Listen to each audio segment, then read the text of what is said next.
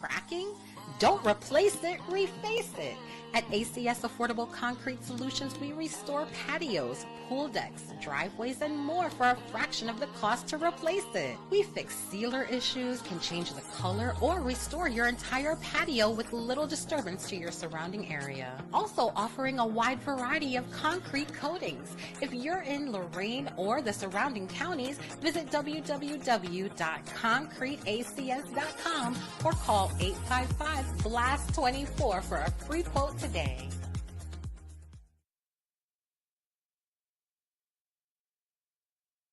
We aren't fucking around this week when we go deep into the NFL and give our season predictions. We're also going to do the first week 1 picks of the year, including Timbuktu, and we're also going to preview the Browns versus Bengals this week on The Move. Cleveland! This is for you! Talking about balls.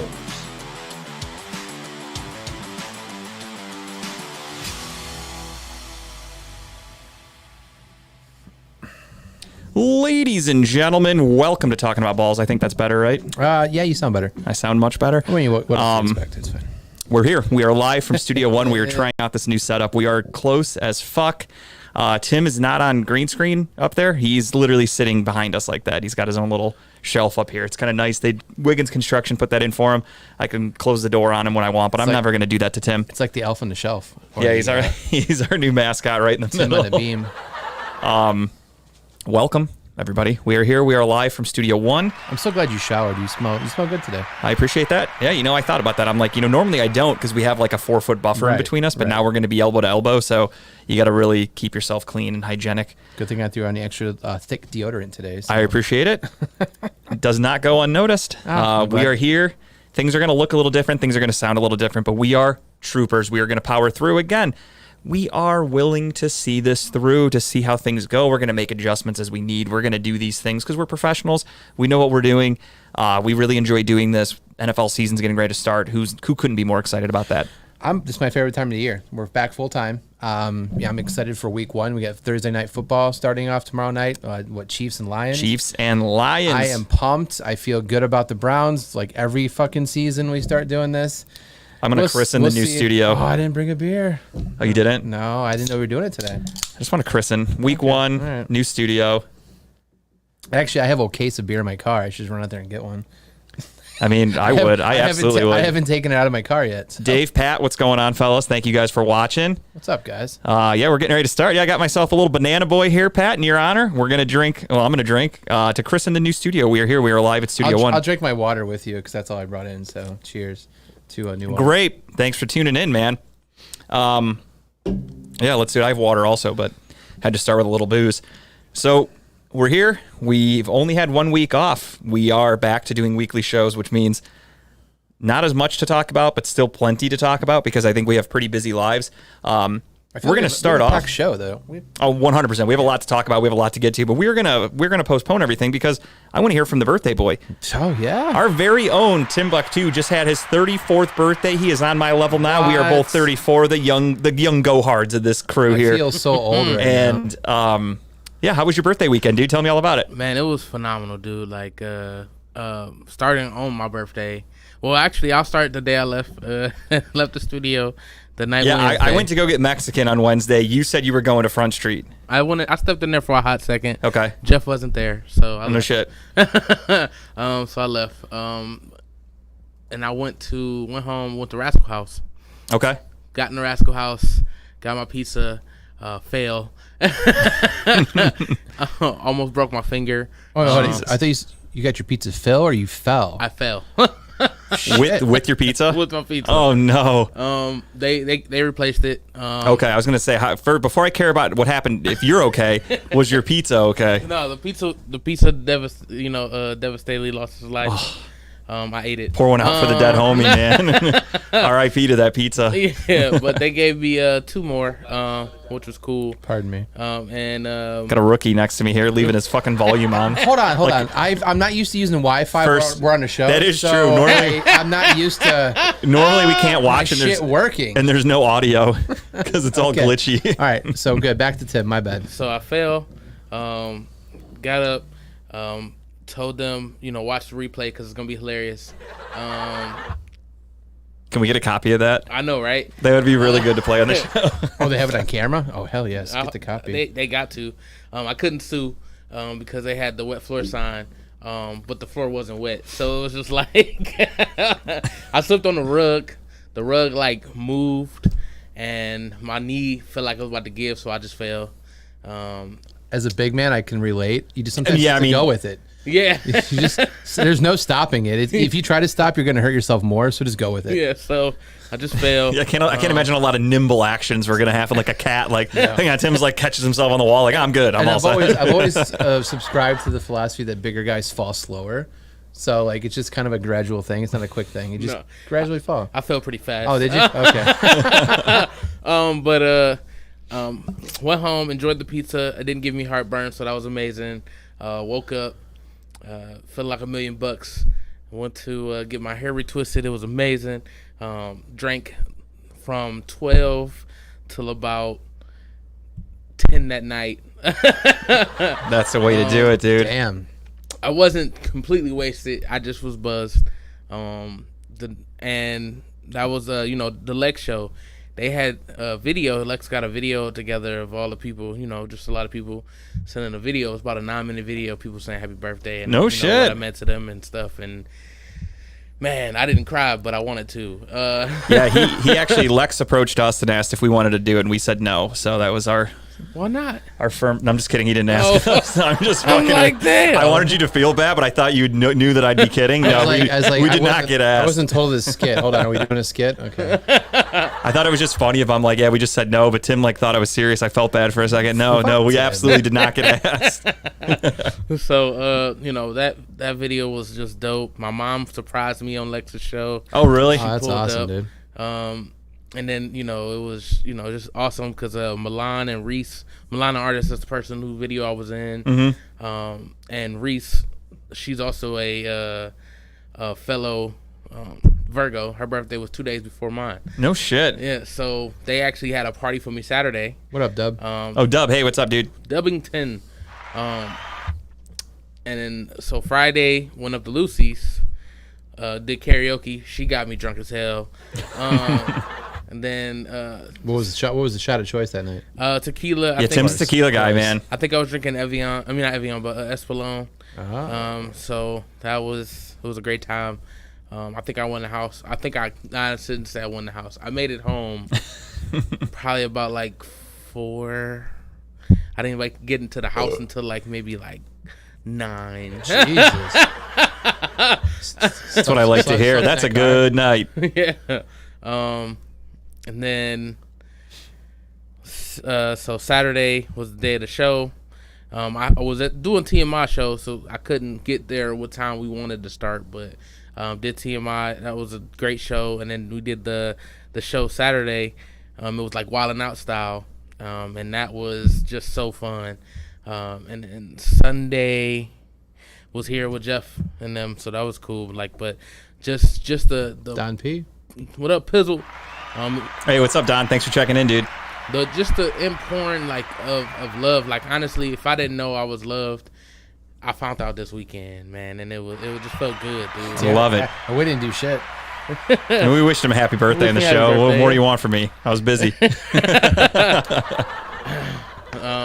Yeah, so you guys are slacking. I made that nice fucking post on Facebook for you. Come on, dude. I killed that shit. Killed it. But I mean, I had a really great time. This is the best birthday I've had. 34. This is my dream shake year. I'm making my dream shake this year, man. Do it, my man. Hell yeah, dude. Well, happy birthday. We're happy to have you. I'm glad you had a great weekend. I'm glad you survived. Nice long holiday weekend. Yeah, right? Barely survived. I took off Thursday, Friday. Yeah, you had what was that, a 5-day weekend? Yeah, damn, man. dude. Yeah. Not bad at all. And you barely made it through 2. Right. And then when I got into work, I had so we got, because of what I do, that we have ticket rotations. So if you're on tickets, you're not doing anything. I came in Tuesday, I'm on tickets. So it was just great. That's awesome, dude. It was amazing. What a weekend for you, dude. That's awesome. What a weekend. It's like, what a week. That's sure. That is. It's honestly you had a full work week in a weekend. Yeah. And had to come back and do nothing. That's awesome. That's awesome, dude. I was definitely pretty happy about it. This weekend is gonna be hella busy, but I'm looking forward to it. Don P cooked you up some food? Oh yeah. I can't forget Sunday. You skipped right over that. So, because I was upset, I didn't get to stay long because I had to be here to do Jeff's show. And by the time I left here, it was like 11 o'clock. Yeah. So I didn't get to go back over there. He said he was already napping, but I did get some brisket. Ooh. Hell yeah, dude. I got some brisket. He made turkey wings, regular wings. I got a turkey wing and a regular wing. Did it change your mind at all on wings? No, I love wings. It doesn't matter. Okay, I didn't know if now you're you're gonna be hunting for turkey wings for the rest of your life now. Well, I like the turkey wings because they're definitely bigger. Yeah. So my grandma used to make turkey, like she made smothered turkey wings like almost every other Sunday. Really? Yeah. I don't know if I've ever had a turkey wing, like just by itself. And they're big. They're I mean, like you're talking about a turkey leg, like you would get from a Thanksgiving. Okay, I eat those every year. But I'm assuming they put like sauce and shit on it. And it was gravy. I've only had it in the traditional Thanksgiving way. Yeah, I've only had it I've never had anybody do anything special to it. Like my signature move at my aunt's house on Thanksgiving, my aunt and uncle's, is I take a turkey leg home with me. I always take it home, and then I eat it either that night when I'm watching football or the next day on Black Friday. So that's my signature move. You're a dark meat person, right? Damn right, ask Tim, dude. You know that. I'm a dark meat fan too because it just tastes better. Dave asked if the hotline is open. I don't know. You tell me, dude. I don't know. I haven't been here before. Yeah, this is my first time in the studio in like a year. I have no idea. The hotline is. I see the string. I see the can. I'm assuming I see the hamster on the wheel. Oh no, we're no longer in studio two, so we have internet that works here. The hotline is open. I can put the number up for you, Dave. Hotline is open, but we're screening calls. If it is Dave, we are not answering. We have our intern.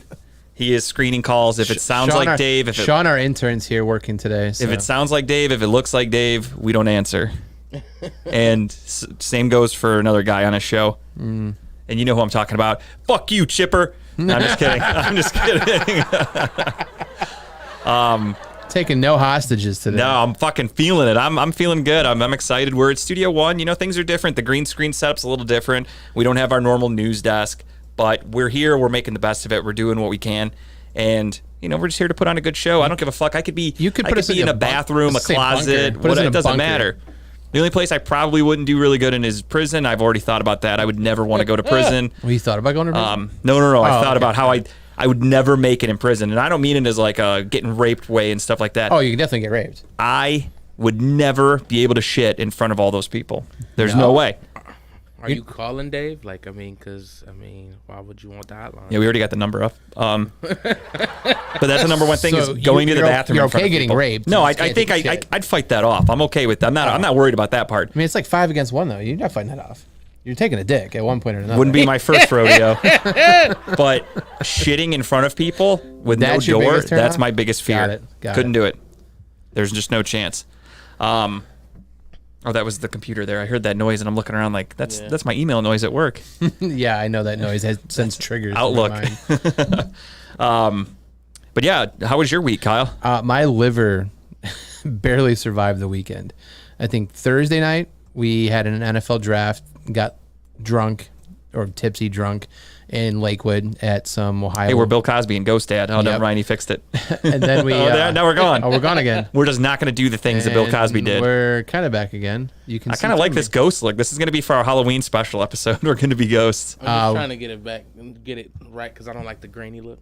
You know me. But I know, I'm Thursday just we did draft. I like the ghost look, though. We're going to try that. Friday we went out to a bar. That didn't end well. I mean, it was just a long night.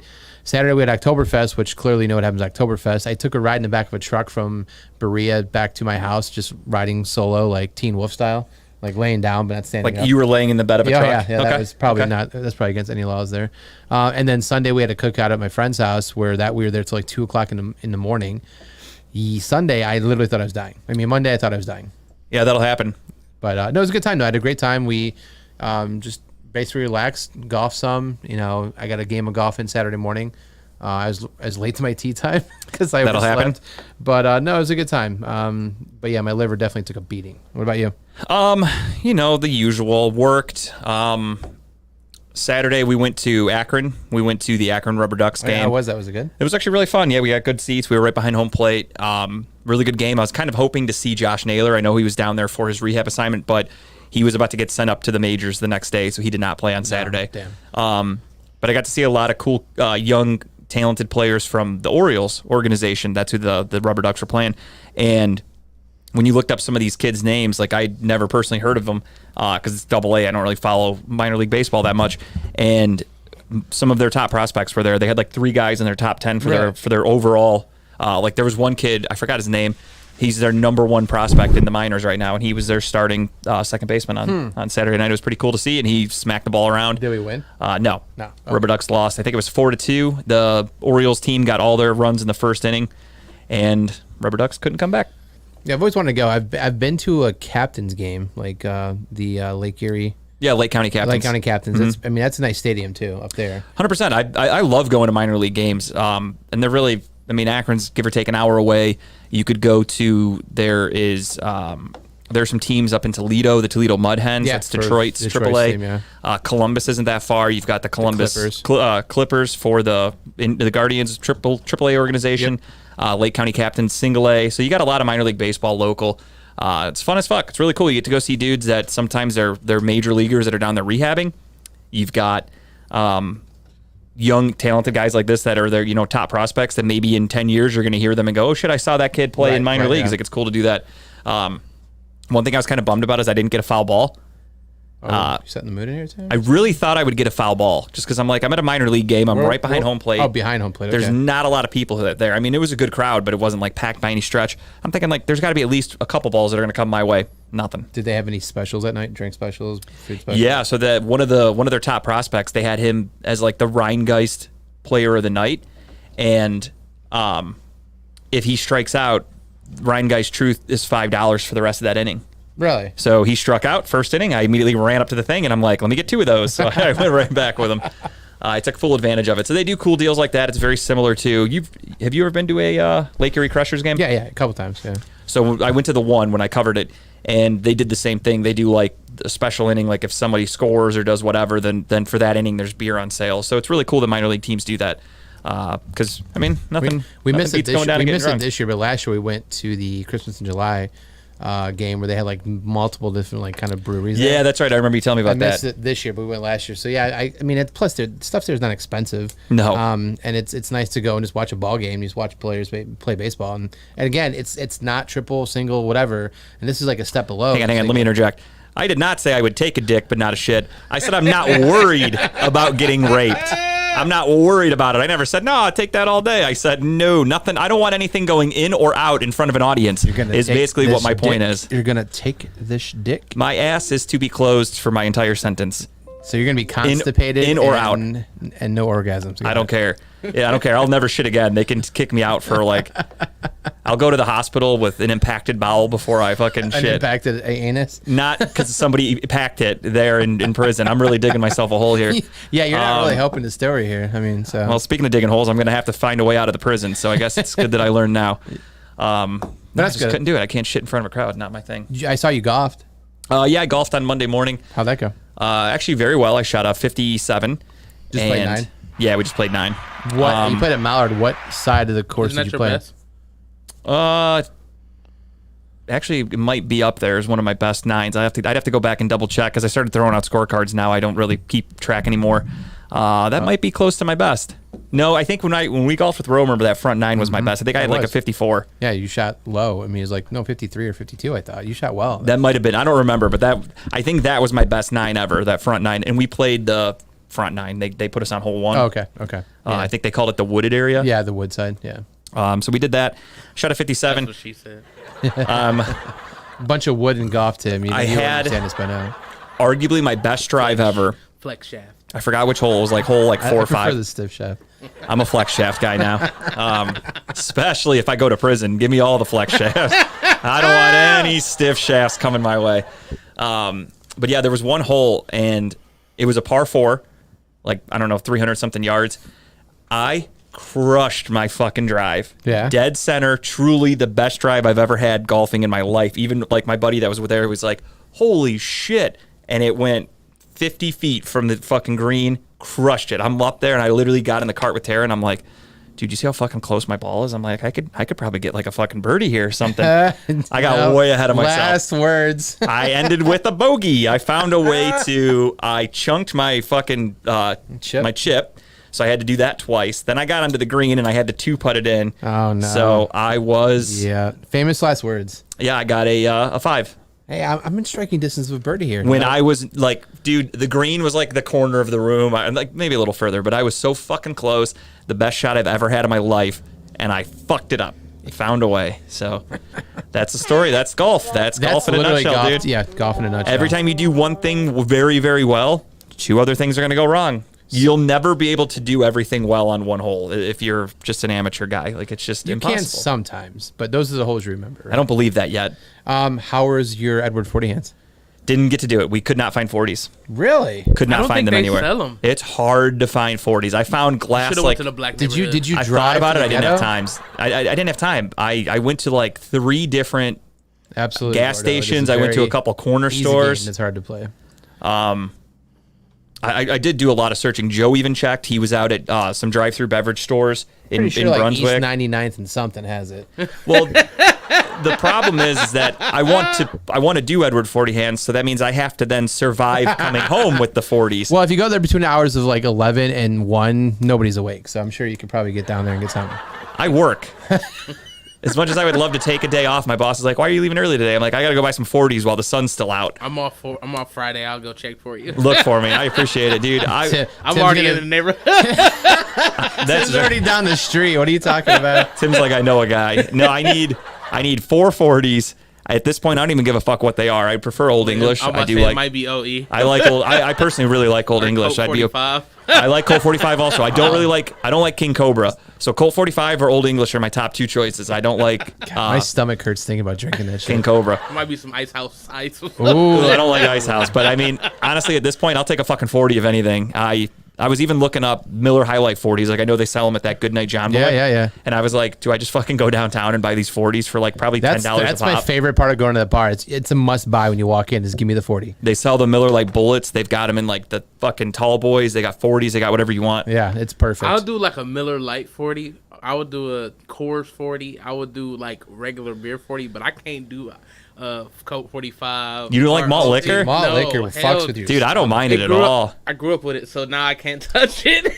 I did too, though. When I was like 18 and I had no money, I was buying like fucking Old English cans, Colt 45, because it was like $1. I'm like, fuck it, give me those. I didn't mind it at all. I honestly, to this day, I still really like Old English and Colt 45. Did you I could drink invest those all in day. the MD 2020s back in the day too? Oh, 100%. The blue was my favorite. There was one that was just called Red Banana, I think. The red banana was my favorite. Red Banana was good, but what weirded me out was like, why couldn't you call it Strawberry Banana? They just called it Red Banana. Like, what, you guys? Black again. Touche. Lazy labeling. That makes sense. Hey, Banana has never been called yellow. honestly, that's very true. It's like the colors of Gatorade. No one calls them by the flavor. Yeah, It's you're just like, color. Can I get a blue one? Yes. Can I get that blue one? Do you want light blue or dark blue? I'll take the light blue. Yeah, do you want Arctic Freeze? Like, I don't give a fuck. Give me blue. Give me the light blue. Grape is called grape.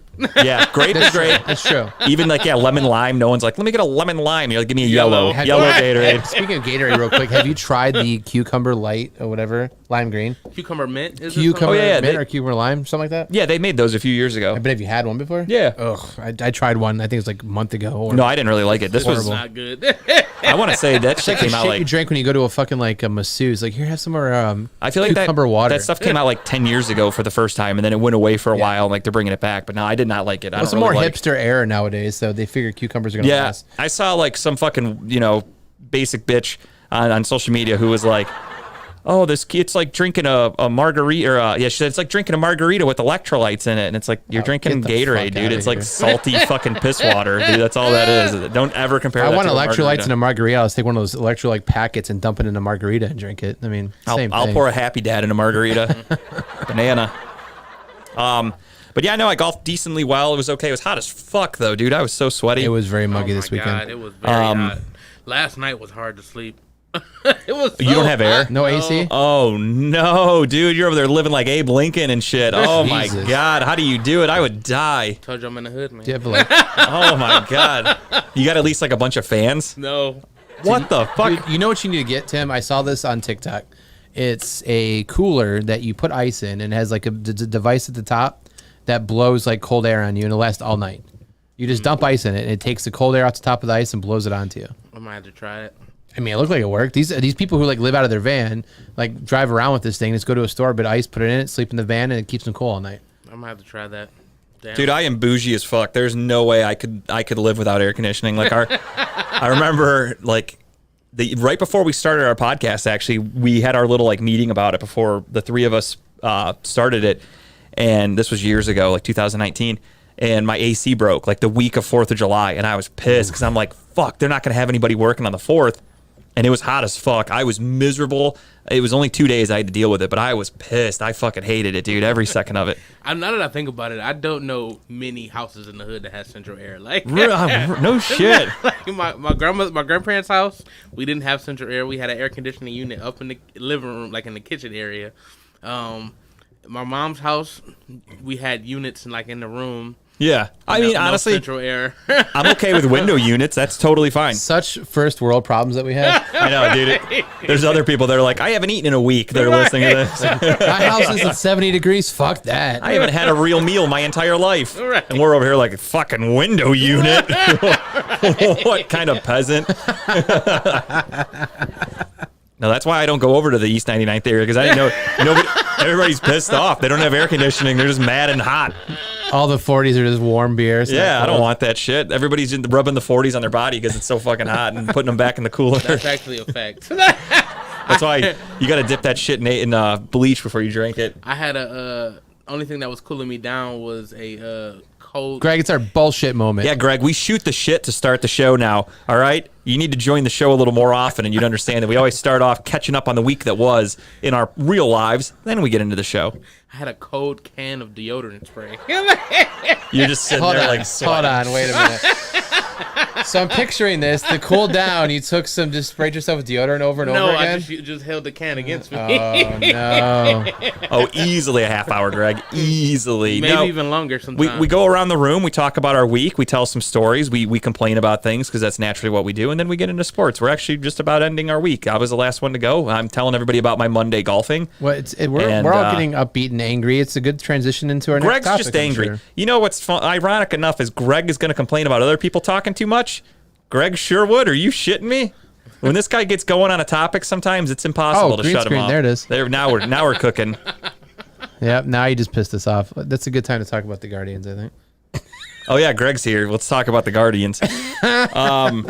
So the Cleveland Guardians decided to pretend like they were still going to try last week, where they picked up 3, count them, 1, 2, 3, Los Angeles Angels, and I did like the reasoning behind the pickup.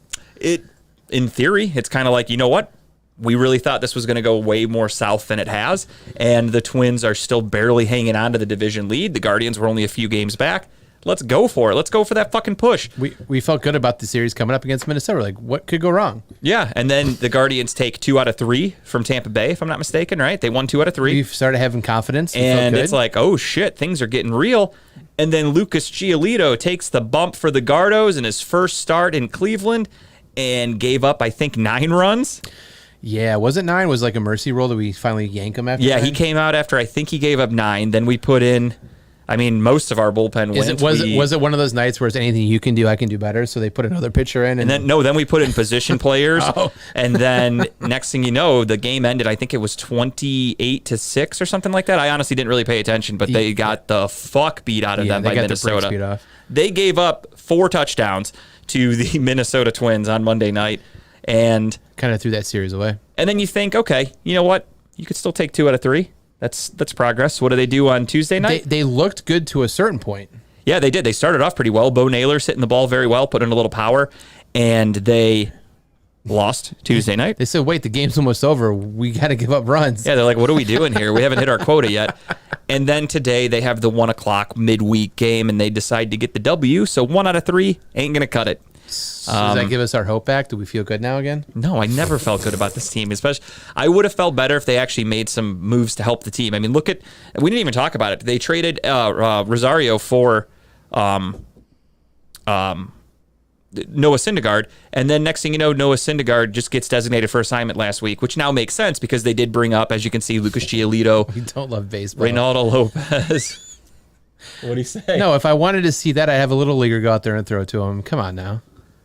Yeah, no, yeah, I didn't see a second of that, Greg, if I'm being honest. I mean, those are fun to watch for other teams who have position players throw like these like underhand Rowan Gardner throws from like back in the day where he throws a little. Honestly, I'd kind of be cool with a kid pitching. Like if we pulled a kid out of the crowd and let him go out there. Can we bring the ball boy out and have a couple thrown in, see what happens? And then, you know what, just for scientific purposes, break his arm and see if he can throw like a fucking monster, just like in Rookie of the Year. Throw it 110 miles an hour. Yeah, but I want to be the one I want to be there when all the kids are getting their arms broken.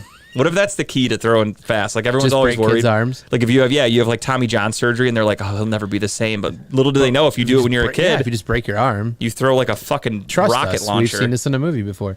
I think the biggest question out of this entire last couple games of the season is not our players, is who are we going to get to coach this team next year?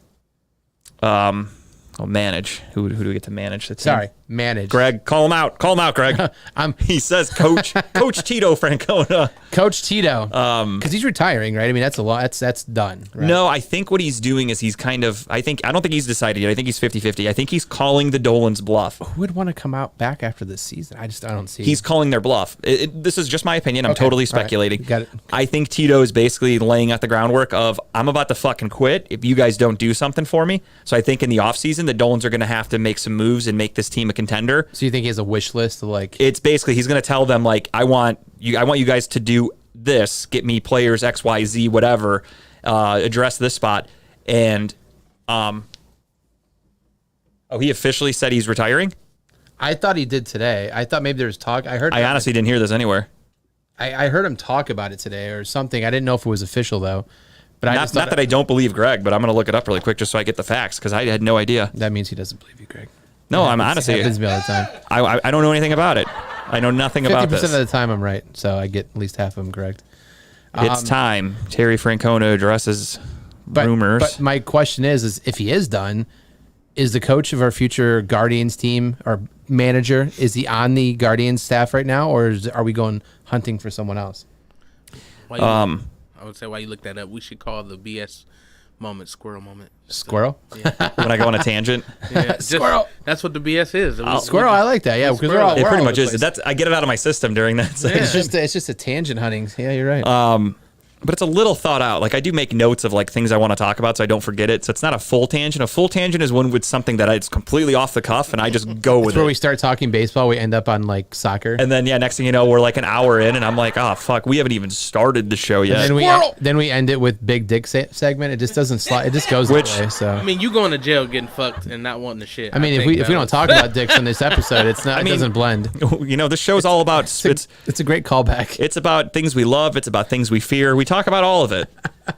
Whether that's something going in or out of my ass in front of people in prison, you're going to find out. It doesn't have to be in front of people. It could just be you and him in a closet. I just imagine there's always a crowd around you no matter what. Like, it's the worst moment of your life. It's like a sporting event. You're getting held down and butt fucked unwillingly, and there's just people sitting there like snacking like, huh. I remember my first day, and it's like, what the fuck? This is just normal in here? There's a beer guy walking around selling like Miller Lite $2 cans. Yeah, there's like guys buying Percocets, like the guy's pulling it out of his asshole. He's like, here you go, take 2 of these tonight. And I'm just over there in the corner like, what the fuck? Why aren't you helping me? So all this time, you're just thinking, I should have went to East 99. Yeah, I'm like, what the fuck? You got a bookie in a corner taking out. Why don't more people have air conditioning? That's all I'm thinking about the whole time. Why is everybody so angry and sweaty? Oh, that's a worst nightmare right there. My God. It's horrible. You guys are making me all scared now. Have you proved or disproved this theory yet? He just admitted he thinks it's time. Okay. I've been pretty clear with people. I don't want to have the last month be a send-off or a pity party because that's not how I feel. But it's time, and my body is telling me. My head is telling me that, and I don't want to stay on for the wrong reasons. I hope I have too much respect for not just the game, but for this organization to do that. So I've been pretty clear with the guys I work for and told them to start preparing. So again, That's not an official I'm done. He said He start preparing. He hasn't filed the paperwork yet, but Again, that's pretty much. I'm going with my theory. My theory being that he is doing all this, and if they go crazy in the offseason and the owners' meetings and shit like that, and they make some big moves, that Tito goes, I'll give it one more shot. Let's go. And then it will be the Tito send-off, and these guys will play more motivated than ever, because that's the other shitty thing. What a horrible season to be his fucking last. Like, this team sucks ass. Oh, yeah, absolutely. And that's why I think he's done. That's why I think that this is... For the amount of magic he's worked in his tenure here, this is an embarrassing way for it to all end. Yeah. I just don't see it. I don't see it happening. And I was listening to the radio on the way over here. They were talking like their top 4, top 5 wish list of managers for the team. And some were saying that they think that the person's on the roster already. Some were naming some other managers. Who do you think is there someone on the team right now you think could slide into it? I mean, the obvious choice I think is Alomar, right? You would think, but last year they skipped him over. Yeah. And who's the third base coach? The name's starts with an S. Last name's an S, I think. But it's not Joel Skinner still, is it? No, that was a long time ago. Greg would know if he's still paying attention. Yeah, I forgot. I know exactly who you're talking about. But then other people were talking about Mike Sarnoff. No, that's one of our front office people. Someone mentioned Joe Girardi as a potential. There it is, Sarbo. That's it. Okay, Sarbo. I was close. Samson. Samsonite. It's way off. Samson.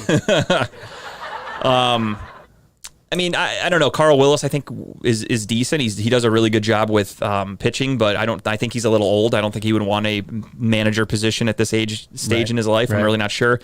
Does it necessarily mean it has to be somebody within the organization? I don't know. I mean, the Guardians are a very specific team. They don't spend money. They are analytically driven. They are prospect driven. They don't look like they're going to be good for a while.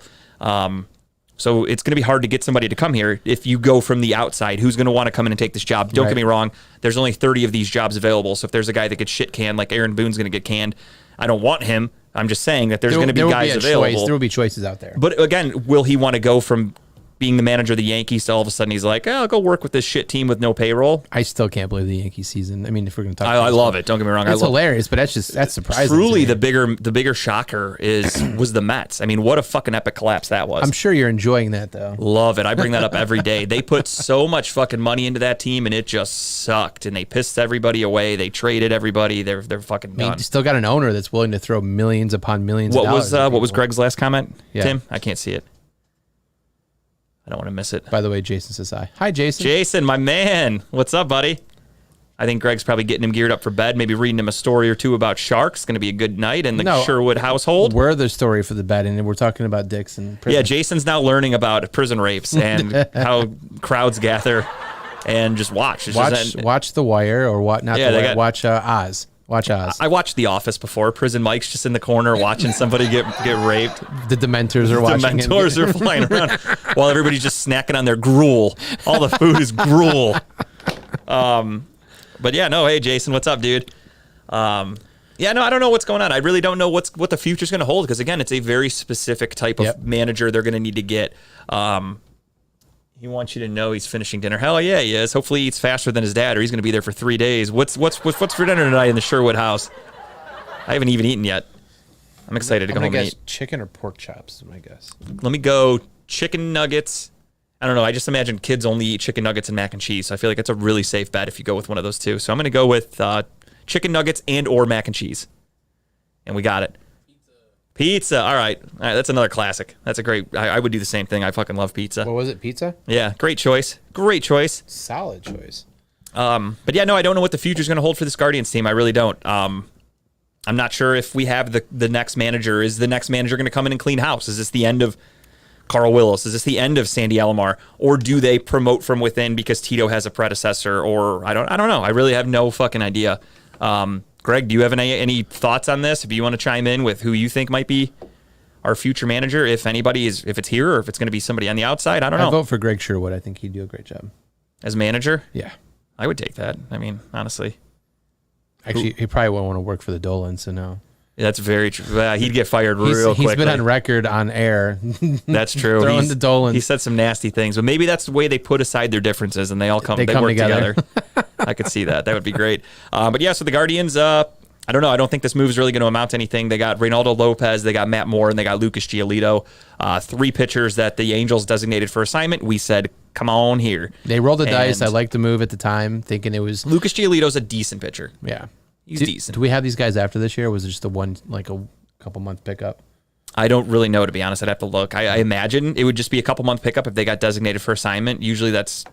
You get rid of a guy that's got an expiring contract like we did with Noah Syndergaard. Yeah. Otherwise, you would try to trade him. But, I mean, I don't know. It wouldn't make sense if he had years on his contract for the Angels to dump him that quickly because they just traded for Giolito literally a month ago. So, right. I don't know. It's going to be interesting. Baseball season's in quite a different spot now than it was a month or two ago because Ohtani hurt his arm. Bring that up. I was going to say, did he opt to get surgery? No, I don't think so. I think he's just not pitching for the rest of the year. He might do something in the off. He's going to need to. There's no other way. Is it the end of him doing two-way now? Like, do you think this is going to be it? No. I think next year he might not be able to. It really depends on how he heals. A pitcher having a major surgery sometimes can cost him the whole season. Yeah. Bad time, especially in the contract. But, I mean, they're still going to pay him a shit ton of money, so it doesn't matter. Yeah, he'll make a killing. But, I mean, that is a huge blow if they're like, well, we don't want you pitching. Like, teams are going to say, like, we don't want you pitching because now you're an injury risk. So, unfortunately, you're just batting for us. So, we're not paying you this X amount of money because you're only doing one thing. Right. So, I don't know. It's going to be interesting. It sucks. I feel bad for the guy. I truly do. I was on here, literally, if you would have put a gun to my head and asked me, I would have said the Angels are trading this dude. There's no question about it. I mean, it would make sense for them too, but I meant during like the trade deadline. If we go back a month or so, I'm saying, For me, I was like, "There's no way they keep him. Why would you do that to the guy when you could literally maximize profit and your return?" And they didn't do it. And what happened? Now he's hurt. Well, I think you actually less valuable, but it works for the Angels. You tried to manifest the trade to the Guardians at the time. I think you talked about it on the air about how you think it makes sense. I did. I think at the time I believed it. Yeah, he would have been healthy here. Carl Willis wouldn't have let him got hurt. But what can you do? All right, so that's our Guardians talk for the day. Just in time for Greg. Greg's here. Greg was ready. He was pissed off that we were talking about our lives. What kind of guys do that on a sports show? How dare they do that? You stick to the script, buddy. Yeah, so we're going to get into it. We promised you guys before we do picks and shit like that, we were going to give our full official picks. And for the NFL season, that's going to be Coach of the Year, Rookie of the Year, Comeback Player of the Year. We're going to give our who we think is going to win the Super Bowl, who's going to represent the AFC, the NFC, etc., MVPs, all that cool shit. So, without further ado, let's start it off with the bottom of the list. Of course, we start with Coach of the Year because who gives a fuck about that award, if I'm being honest, unless it happens for Kevin Stefanski, which it did in 2020, and I loved it. Every other coach, eat a bag of dicks. It's forever on your resume now. That award means nothing unless you're Kevin Stefanski. Yeah, so let's start. Who do you have, Kyle, for Coach of the Year? Give me the old kneecap biting coach up there in Detroit, Dan Campbell. Yeah, spoiler alert, we talked about this last week. Kyle and I both did. Yeah. We both picked Dan Campbell to be the NFC Coach of the Year. And I said, I think last week even, I said, just a heads up, next week I am picking Dan Campbell to be Coach of the Year because I think the Lions are going to win the North and they're going to be a pretty decent team. I could see them going like 10-7 maybe, but that'll win the division in the North because I think the North stinks. And boom, Dan Campbell will then get Coach of the Year. Yes, so I agree. We have the same there. Did you watch the ManningCast commercial? Oh, I did. That was fucking fantastic. That was really good. Who's the third host going to be? Have they even mentioned it yet, or are they just dragging this out until the first? I think they're dragging it out. I don't like that. As far as I know, they haven't announced anything. I just hope, and I know I've said this a million times on here. I like the ManningCast. I truly do. For when it's not a Browns game. When it's a Browns game, I won't watch the ManningCast. I want to watch the actual game. Right. However, you want them together. You want them together. Hate the cast, like the streaming together. I fucking hate that. The delays, the guys with the glitchy internet. It's like half the guys are from Studio 2 and you can't hear them. It's delayed. I knew that was coming. It's delayed. Tim reads me like a book. We call that a callback on this show. It's all fucked up. It sounds like shit. Maybe that's the point of the third host is they put them into a studio type setting now, and then they have like a fourth call-in guest. I hope. I mean, I don't even need the guests. I just want them to break down the fucking game. I don't need to hear what like Joe Buck's doing on a fucking Monday night when he's like, "Oh, I'm just from my home in Tijuana, Mexico." They do bring on some pretty fun guests, though. I mean, it is kind of fun to watch sometimes. Yeah, but then they need to stick to like a certain demographic. Like stick to like a couple times they've had really fucking old dudes. Like that like I think they had Dick Vitale on before or something. Like they have old ass dudes that like can't keep up, and they like their internet's slow. You could tell like everything about them. He's like hits the earbuds in his ears. He can't pay attention. Yeah, they're all old, and like the guy like forgets he's on a screen and he's like taking a shit, and they're like, whoa, Dick, you can't be in there. Like we can't show this on TV. And he's just like, God damn, my asshole hurts today. And they're like, Dick, we can still hear you. We can hear you. I don't know. It's just not that great. It's not that entertaining for me. I want Peyton Manning in a room with Eli. I want them showing a fucking chalkboard where they can draw up like what's happening and like break down plays and do shit like that. I don't need them sitting in front of a camera like trying to be funny like on their computers. Like I need them to interact with each other. When does Brady's deal start? Is that with Fox? Yeah, and it's whenever he wants. I don't think he's officially accepted. I wonder if he could jump on. I wonder if he could jump on ESPN for a year with them. I mean, he joked he was in the commercial. I that was the that. best part of the commercial. Where they're like, "Yeah, like, do we have anybody left to interview?" And Peyton's like, "No, we're good." Closes the paper, and then Tom Brady's sitting out in the fucking waiting room, and they killed the lights on him. And he looks at the dog next to him, and then he makes a call, and he's like, "Yeah, I didn't get the job." He's like, "I think I could just go back to playing football." It was a pretty good commercial. They did a really good job with that. When he was taping the fucking sleeves on Pat McAfee. Oh, that was the best. He's like, I don't think this is gonna work for me. Yeah. Sorry to get off on a tangent there. Personally, I'm glad it wouldn't be. Squirrel. As long as it's not Pat McAfee, I wouldn't like him with those guys. I still know your distaste for him. I love that guy. I love listening to his show. I don't find him to be genuine. That's my thing. You don't think he's genuine? You don't think that's who he is 24/7? He's very fake. I don't know. I mean, his shtick of like he has to stand and like wear a tank top and like he's got his thing. I don't know. It's just weird. It's too gimmicky. Like just do your fucking show and be normal. Like if he sat in a chair with a shirt and a tie, it'd be kind of boring to me. I don't need him in a shirt and tie. I think like the philosophy is like I got the tank top on. It's a laid back show. We'll do and say whatever the fuck we want to say. It would be laid back if he weren't standing like a fucking cokehead. Like if he weren't just all fucking charged up and like he probably is a cokehead. I mean, let's just give him credit. Allegedly, we're not trying to get sued. We gotta say that. Sorry. No, but I mean, potentially a cokehead. It gives off different signals. You do have him in a tank top, so it's like, oh, cool. It's like a cool thing. Like got some nice guns on him. Like Bussin' with the Boys. That's a laid back ass show. Those dudes are like sitting back, legs crossed, mic in their hand. Like it's very calm. And then you've got fucking McAfee, who's like 1,000 miles an hour, like hitting the table and like bouncing around like a fucking maniac. It just, I don't know. It doesn't do it for me, dude. It really just irritates me watching him. Sorry, tangent. Yeah, it happens though. That's what we do on this show. We go on wild rides together. So we just finished coach. You had Campbell. Head coach. And then next up is going to be comeback player of the year. I think this one I'll go first. I think everybody's going to pick this guy. I think if he makes one tackle, Damar Hamlin's getting the award. Yeah, I had Damar Hamlin too. Actually, I put down Damar Hamlin's clone, but it's good. It's fine. Yeah, that's fair. Damar Hamlin 2.0 is going to be out there. The upgraded version. Yeah, and I mean, it makes sense. Speaking of upgraded versions, we don't have one of those for the show schedule, so I'm going to read it verbatim because it's not my job to fix it. Is that the same show set from Studio 2? No, it's not. There's one big difference. There's no way. Friday looks a little off. But you guys are all going to know about that in just a second. You know who's...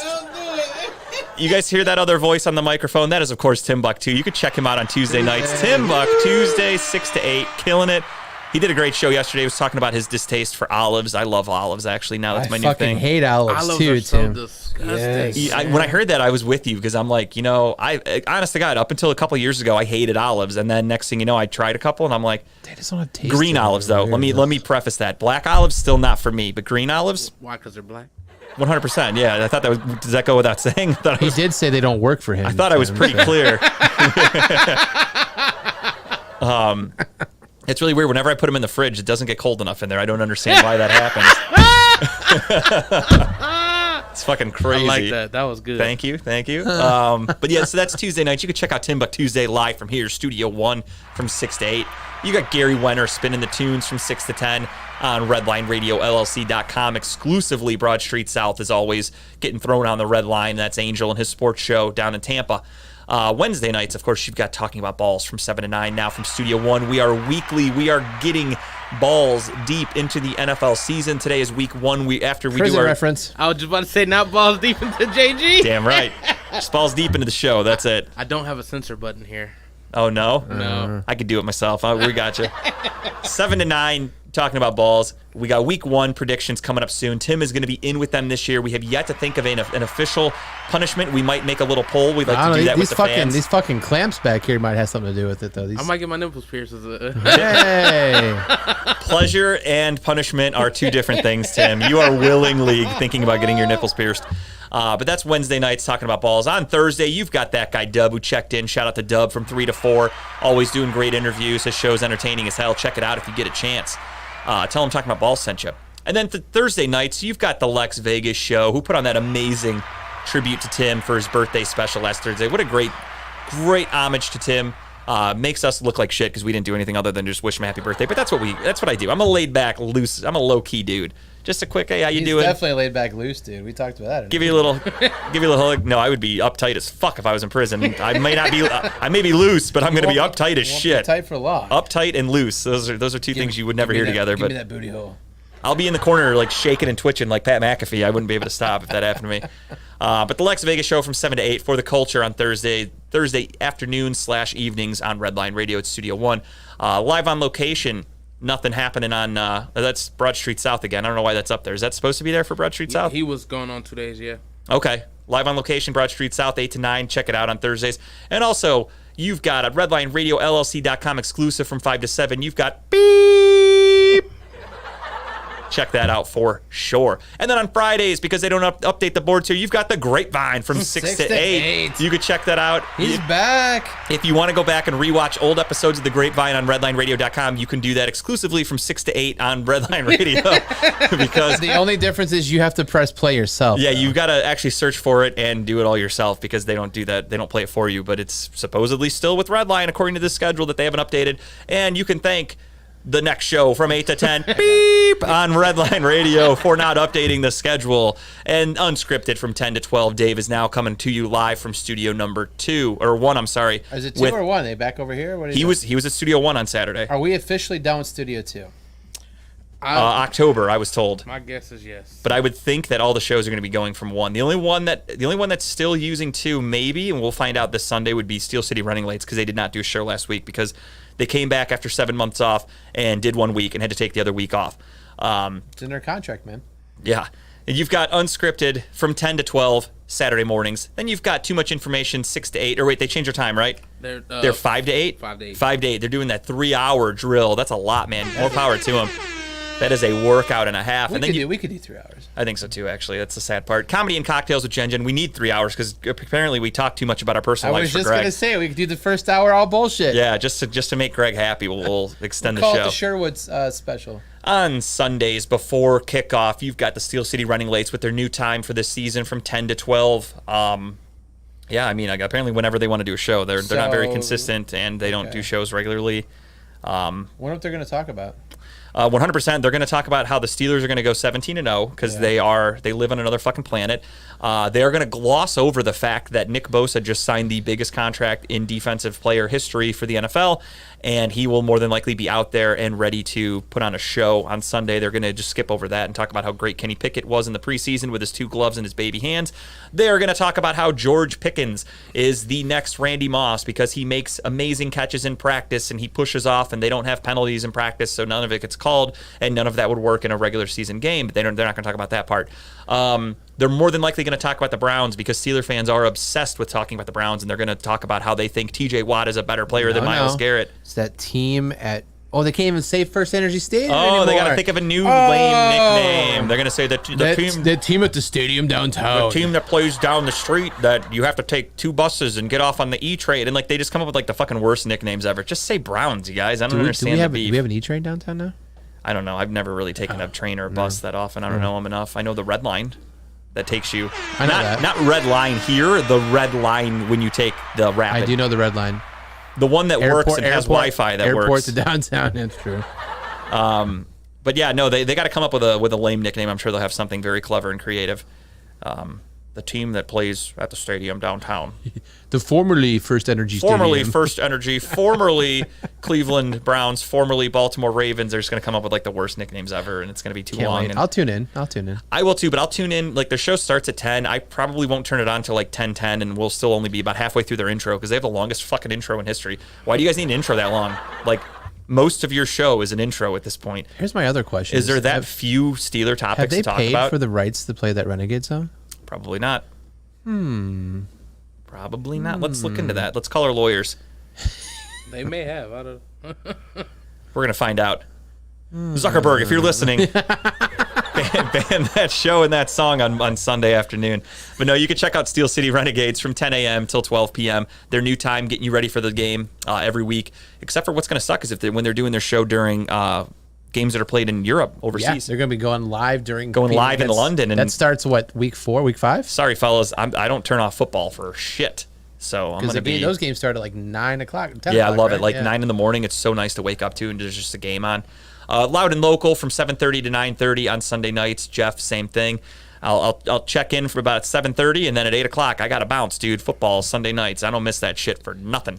So check out Redline Radio. The show schedule is up there. It is definitely not accurate, but I do what I can because I work with what they gave me. And that's all we can do here. That's all we can do at Redline. Speaking of working with what they gave you, I've got the updated official sponsor sheet. It's somewhat updated. Excuse me. I got to do it on my phone because they didn't print it out because we can't afford paper here. Mine translates to the old notebook version of... Well, ironically enough, if you grew wings, you would fly away and you may never be seen again. Similar to how we are never going to see Studio 2 again. However, they are sponsored by Growing Wings Adult Services. They're the official sponsor of state-of-the-art Studio 2. Growing Wings Adult Service has over 7 years of experience of taking care of adults with disabilities. For more information, call Lisa, 234-334-7547. Well, we're now in the Studio 1, which is, I believe, the sponsored by Detroit Auto Parts. Yes, it is the official parts store of Redline Radio and home of the original studio. Literally, it's right below us. They have 2 convenient locations on the east side. Call 216-531-7373. I don't think they have air conditioning either. Or on the west side, I agree. 216. They don't out there. I feel okay in here. You feel warm in here? No, in here we have it. Oh, yeah. Out there. On the east side. Oh, yeah. Oh, I see. Yeah. They definitely don't have air conditioning over there. Thank God for this station. But on the west side, they have air conditioning. 216-398-7373. Give them a call today. Mention Redline Radio and receive 10% off your first purchase. If you're out and about, you're going to bars, you like having some drinks at some divey places, you like listening to live cover bands, you're going to want to make sure you check out the live cover band that is the official cover band of Redline Radio, and that is Bad Juju. Bad Juju is the official band of Redline Radio, covering all your favorites from the 80s and 90s. To book Bad Juju today, contact Chad Moon at 440-458-0209. Shout out to our next sponsor who took care of our boy on his birthday this weekend, Lucy's Pub, located at 2218 Broadview Road, Cleveland, Ohio. Michelle and her staff take care of everyone who shows up there. Lucy's, they're always committed to giving you, their guests, the best experience. Join them every Friday for karaoke and, of course, all your hometown sports games. Give them a call today at 216-675-0013. Looking around here at this Studio 1, there's a lot of racing stuff because we are above an auto parts store. And racing, obviously. Have you guys ever heard of the Ohio Wheelman Series? Nope. Well, now you're going to hear a little bit more about it. That is the premier stock car racing series in Northeast Ohio, Michigan, and Indiana. Redline Radio is a proud sponsor of the Wheelman Series. Wheelman or Wheelman? Wheelman, I'm going to go with. Yeah, because it's A. Wheelman. Man. Remember, we are still looking for 2023 sponsors. Probably not anymore. No better way to get your company logo on some of the fastest street stocks in the state. Not to mention, local racers are some of the most loyal people when it comes to supporting our sponsors. Ohio Wheelman Series. That's all I got. There's no other information. So if you're looking to be a sponsor, I guess Google it because I don't even have an email address. I got nothing. Website. I don't know. A lot of people who Wheelman with an A probably go and watch those races. Probably go shop at Pit Road Diecast because who loves watching racing probably collects race items. I'd assume, right? They specialize in all your current and past live or R.I.P. dead Dale NASCAR diecast model car kits. For all your diecast needs, give them a call today at 216-355-2347. Mention Redline Radio and receive 10% off your first in-store purchase. They do not ship. And after you buy your Dale Earnhardt Sr. Memorial Pit Road diecast car, you go ahead and you drive yourself over to Incredible Keepsakes and you give Diane a call and you say, hey, I want an airbrush shirt with Dale Earnhardt as an angel on the front. And on the back, I want a picture of Studio 2 with some wings behind it because that's also gone but never forgotten. So Call Incredible Keepsakes. They make t-shirts, cups, binders, keychains, you name it. Incredible Keepsakes can make it and customize it for you, the official merchandise provider for Redline Radio LLC and all of our show hosts. Call 440-242-9648 or go to their website at incrediblekeepsakes.com. As Diane would say, cherished moments are made to last forever. So I wonder if they construct and deconstruct, but Wiggins Construction and Home Improvement, who built the beautiful Studio 2. They do bathrooms, kitchens, windows, doors, siding, and much more. Residential and or commercial. Call Will today, 440-731-7654. Tell them that Team Redline sent you and you want to get the hookup. That's it for ads. I'm done. Ad reads. I long for the day that we get to do an ad read for We do have our own full functioning internet. But those days are long gone. I don't know what's up with the smoke shop. I forgot the name of it. Puff and Go. Puff and Roll. Nothing for that on the ad reads. And then there was something else, I think. No, that one's not happening anymore. All Pro Freight. That's the ticket. Also not on the ad reads. I don't know anything about those. So maybe next time. Maybe we'll have a paper printed out. They haul freight. I don't know. Sure. They're probably pros at it. We will find out. Anyways, back to the list. Yes. Defensive Rookie of the Year. My turn, your turn. You can start us off. Let's go. Let's see what you got. I'm going with Will Anderson, sir. Will Anderson of the Houston Texans. My one concern with him is that the Texans are going to be really bad. So he's not going to have as many opportunities to get sacks because teams are just going to be running the ball against them because I think the Houston Texans are going to stink this year. Fuck the Texans. Fuck the Texans. Fuck the Alamo. So I went with... Jesus. I forgot what movie it's from. They yell, fuck the Alamo. Maybe I think it's not basketball, is it? I don't remember. It could be. No, they say fuck the Mexicans, not fuck the Alamo, because they are the racist Texans in that movie. Got that a little twisted. I go with Jalen Carter of the Philadelphia Eagles. I think he's going to have a lot of opportunities. Mentioned him last week, yeah. Because I think the Eagles are going to be very good. And really, the way you win any type of award, you really have to pad the stat sheet. And I think Jalen Carter is going to really get a lot of stats because he's going to come in when the Eagles are up big. He's going to be able to go after the quarterback when teams are in pass-only, emergency situations when they're down by, 2-3 touchdowns in the fourth quarter. Jalen Carter's going to get out there and work, and that's my hunch. It's going with that. It's a good pick. Next up, Offensive Rookie of the Year. I initially had a young Jahmyr Gibbs, the rookie running back for the Detroit Lions, starting his NFL career tomorrow. But crossed it out, and I said, you know what? I'm going to go a little abstract. Oh, changing it up. Dalton Kincaid, tight end of the Buffalo Bills. I am going with Offensive Rookie of the Year. I think he is going to... I drafted him. I think he's going to have a really big year. Yeah. I think Josh Allen's going to have a very good year. I think Buffalo's going to be a very good team this year. So, with that being said, I think Dalton Kincaid, again, I'm taking him as my dark horse just because I like the pick. I was going to go with Gibbs, and I'm like, you know what? I think Bijan Robinson or Jahmyr Gibbs are probably going to be most people's top two picks. Them or obviously quarterbacks are pretty much easy. Everyone's going to pick. There's going to be a lot of money put down on Anthony Richardson, a lot of money on Bryce Young, C.J. Stroud, etc. I like to go outside the box. I like going running back, something like that. Usually it's a quarterback that wins this award, but I wanted to just go a little crazy. So I went with a tight end. Of course you did. The tighter end, the better, as we've learned today for old JG here. I went with Bijan Robinson. I think he's going to have a hell of a year. Officially, that's the funny thing. The Falcons were fucking around, and they had him third on the depth chart. I can't believe they were. And then as of yesterday, that. They're like, hey, spoiler alert, he's number one. Yeah, I would hope no one would believe we took him that. top 10, but we're going to bench him because, honestly, I wouldn't be surprised the way the Falcons played last year. Those two rookies we just both mentioned are people I've drafted, I think, 2 of my 4 leagues. I haven't drafted Bijan Robinson. Oh, okay. I thought you said, is your draft done? I have one more tomorrow. It was supposed to be last night, but it was supposed to be Monday night, and then I forgot another guy said he couldn't do it, so we moved it to last night, and then people couldn't do it. So now it's tomorrow at 6 o'clock, right before the game starts. Nothing like waiting. It's a free league, though, just between my friends that I go to the draft with. So it's not anything like... Nothing the only serious. cool thing is we're all going to chip in at the end. It's probably going to be like $50 a person. I don't know if you saw those WWE and NFL collaboration belts. Yeah, I've seen them. Yeah. They did one for each team, and we're going to chip in the winner of the league. Get your team's belt. Everyone throws in like $50 and you get your team's belt. Oh, that's good. So we have a little prize at the end of the tunnel. Again, it's a $50 league I'm not or sure whatever. they're ever going to make a Browns one, but I get it because they usually goes to Super Bowl champions. But No, they made one for all 32 teams. I'm just joking. I know. The Browns one, I'm honestly shocked it didn't sell out because when I looked at it after they were up for a few hours, Detroit, it said almost gone. Detroit Lions fans weren't fucking around. They almost sold it out. And I was like, I bet Browns fans are going to buy the fuck out of this, but I haven't checked in a couple of weeks. But what logo do they have on it on the side? It's just a helmet. Just the helmet? It's the helmet in the center. Okay. It's not the greatest looking thing, if I'm being honest. I'd rather have the fucking. I told my buddies, I'm like, I'd rather have the smoking skull belt over the Browns belt. Yeah. Give me the actual WWE smoking skull. It's cheaper, I think, too. It's like only $300. Mm-hmm. We'll see. Once I win that league, I'll pick out whichever fucking belt I want. I think they'd be happy if I save them a little bit of money too. If I'm like, give me the cheaper belt and $200 cash instead of a $500 Browns belt. That, you know, let's be honest. Are we ever winning a Super Bowl? Probably not. I'm starting to lose. I'm losing hope. It's not even the season yet. I'm going in low, real low. We've gone in really high before, so exactly. Never helps. Next up, Defensive Player of the Year. This is for the entire league. I'm Homer pick. Give me Myles Garrett. You and I have the same thing. Yeah. Again, it's going to sound like a homer pick.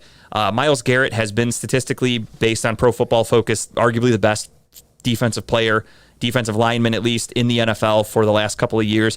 He did not have a lot of help. I mean, last year our second leading sack guy was Taven Bryant, whatever the fuck his last name was, with like 4. That was it. That was our best guy. Our defensive tackles were pure shit. This year, Myles Garrett has the best defensive line he'll ever play with.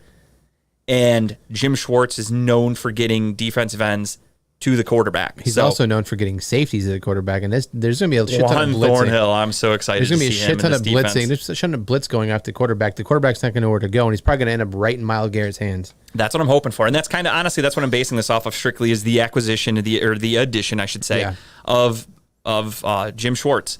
I think he's going to turn this defense around, and it's going to be a powerhouse, and I think you're going to let Myles Garrett's been great. And again, the stats have proven it. So Steeler fans, get off your little high horse here. I know you guys like to argue this. Statistics show Myles Garrett is the most double and triple teamed player in the NFL.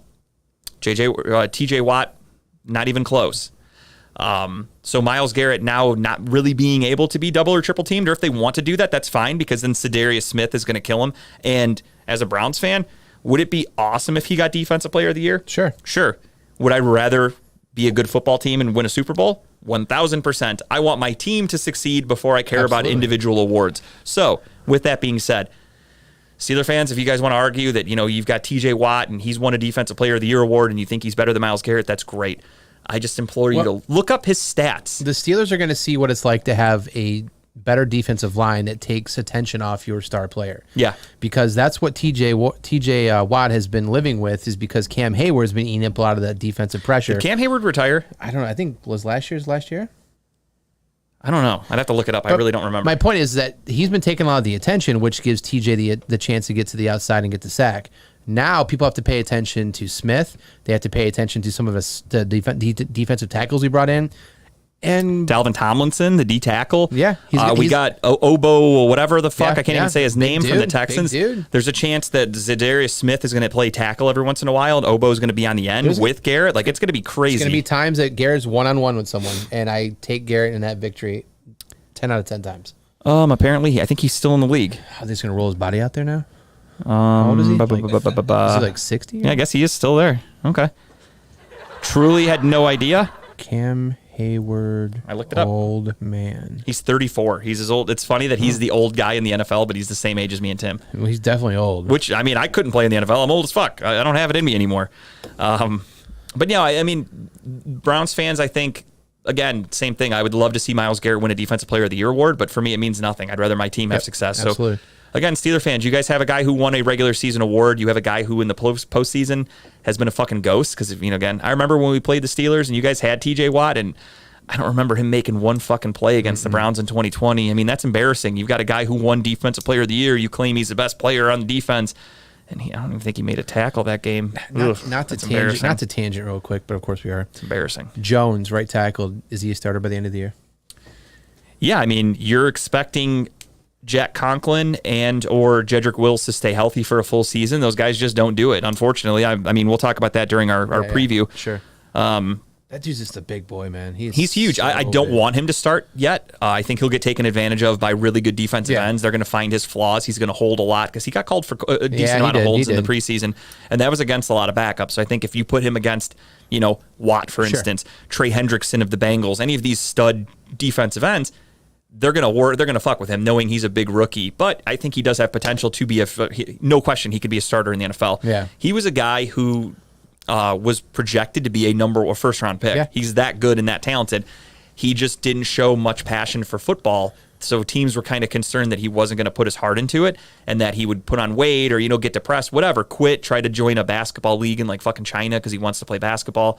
And I'm not trying to make a joke. That's a legitimate concern that teams had. So that's why he fell to the 4th round or 5th round, whatever the fuck. He fell into perfect hands, a perfect coach. I'm happy to have him. Yeah. It looks great. Bill Callahan's going to do what he can with him. Again, we've got Alex Leatherwood on the practice squad. We have some good offensive linemen, and we have arguably the best offensive line coach in football. Yep. So, and again, I'm not saying that as a homer. I think most people would agree that Bill Callahan is one of the better, most well-respected offensive line coaches in all of football. So, but for your question, I could absolutely see him getting a lot of playing time. It just depends on the pecking order because, for instance, if Conklin goes down, they're more than likely going to want James Hudson over there. James Hudson is our 6th man, if you will. Sure. Because he can play guard, he can play tackle, he's a swing guy, whereas Jones is right tackle only. I'd be kind of worried about him playing left tackle, to be honest, but we'll see. I think if anything happened to Wills, I think Hudson is going to be your left tackle, and I think if anything happens to Conklin, that could be Jones they put in there. Tackle. We'll see. Cool. But yeah, no, just based on track record and history with their injuries, I think there's a good chance we see Jones playing right. You saw that playing photo, at one point. That photo of him and was it Grant next to each other? Yeah, it's ridiculous. It's a man and a child, and they're like his son.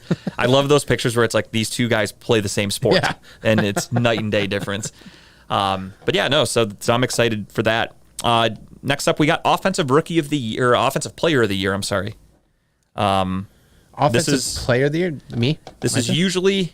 I'll go first for this one. Cool. This is usually given to a non-quarterback because quarterbacks typically get the MVP. So these awards usually go to wide receivers, running backs, etc. With that being said, my pick this year, just for shits and giggles to try something a little different, the way they used him last year after they acquired him midway through the season, I think they're going to keep doing that. And I think they're going to need to rely on him a lot this year. Christian McCaffrey. See, I had McCaffrey as like a 1A, 1B with my pick I went with, but I went with Justin Jefferson. I was going to go with Jefferson, but he won it last year. He was an offensive powerhouse. I mean, I have the number 1 pick in my draft tomorrow night, and spoiler alert, I will be taking Justin Jefferson. However, I'm just thinking outside the box, and I feel like after watching the show Quarterback, Kirk Cousins is a fucking nerd.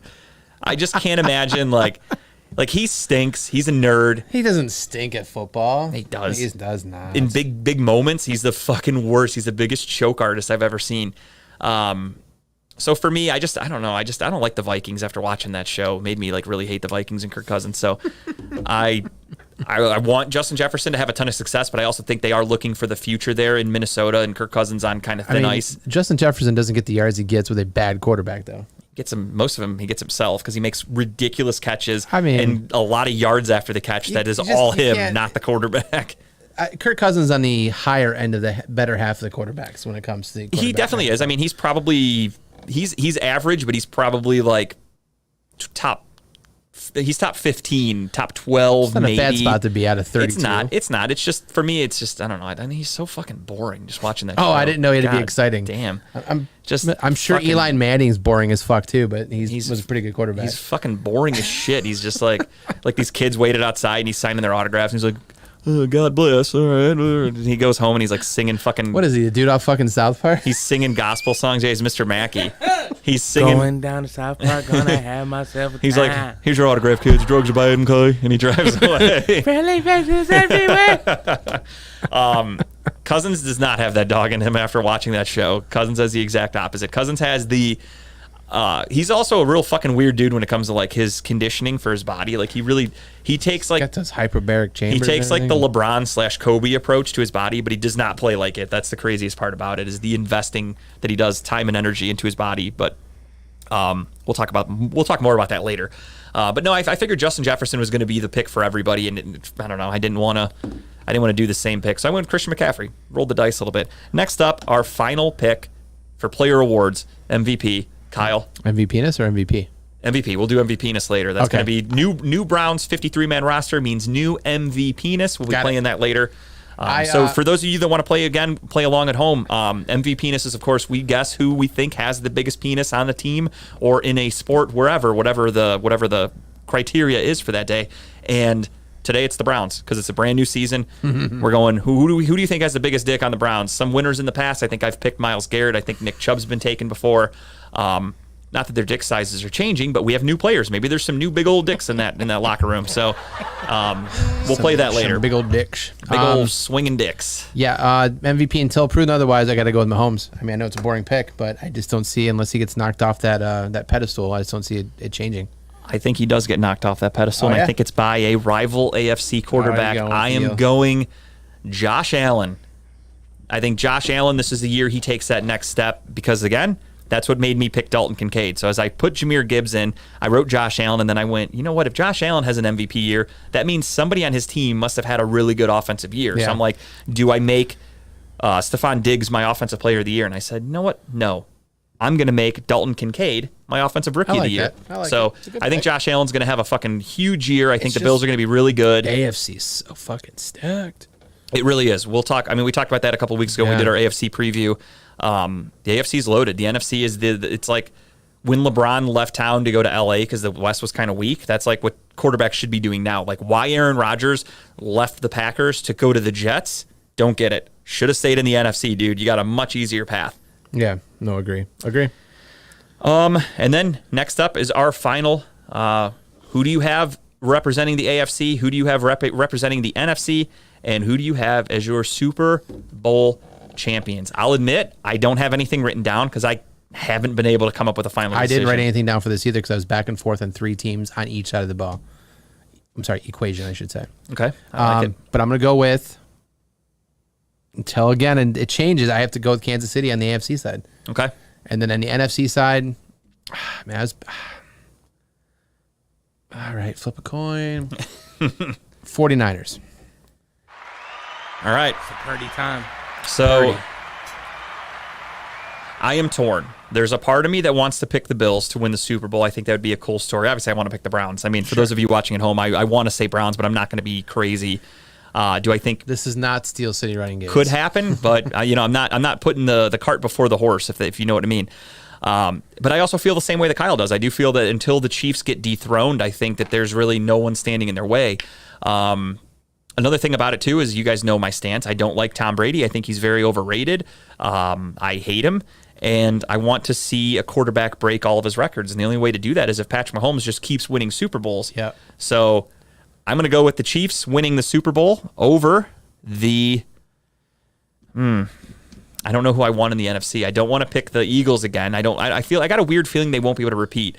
And then I don't want to pick the Niners because I don't trust Brock Purdy this year personally. I think they are very good. No offense, Tim. I know you think he's pretty good, but I'm overlooking the Niners. And then you kind of get into a weird spot because the NFC is that fucking bad. So just for shits and gigs, let's just do it. I'm going to go Chiefs over the Vikings. I missed it. He's not that good of a quarterback. I'm doing it purely because of what I just said about how shitty Kirk Cousins is. I'm putting them in the Super Bowl to lose because he will have a horrible game against the Chiefs. But I'm just trying to pick a different team from the NFC that's not the Eagles and I have no faith in the Cowboys, so there's no fucking way I'd pick them. Let's just go through them really quick. The Lions, I think, will make the playoffs, probably win the division, but I don't think they're good enough to make it to the Super Bowl, personally. I don't think Jared Goff has that in him without Sean McVay. And then you've got, the teams in the West, I don't really trust them either. I'm not a fan of the Seahawks. I don't think the Rams are going to do anything this year. I think the Cardinals are trash. The Giants, I don't even think are going to make the playoffs again. The Commanders, I don't consider them a threat.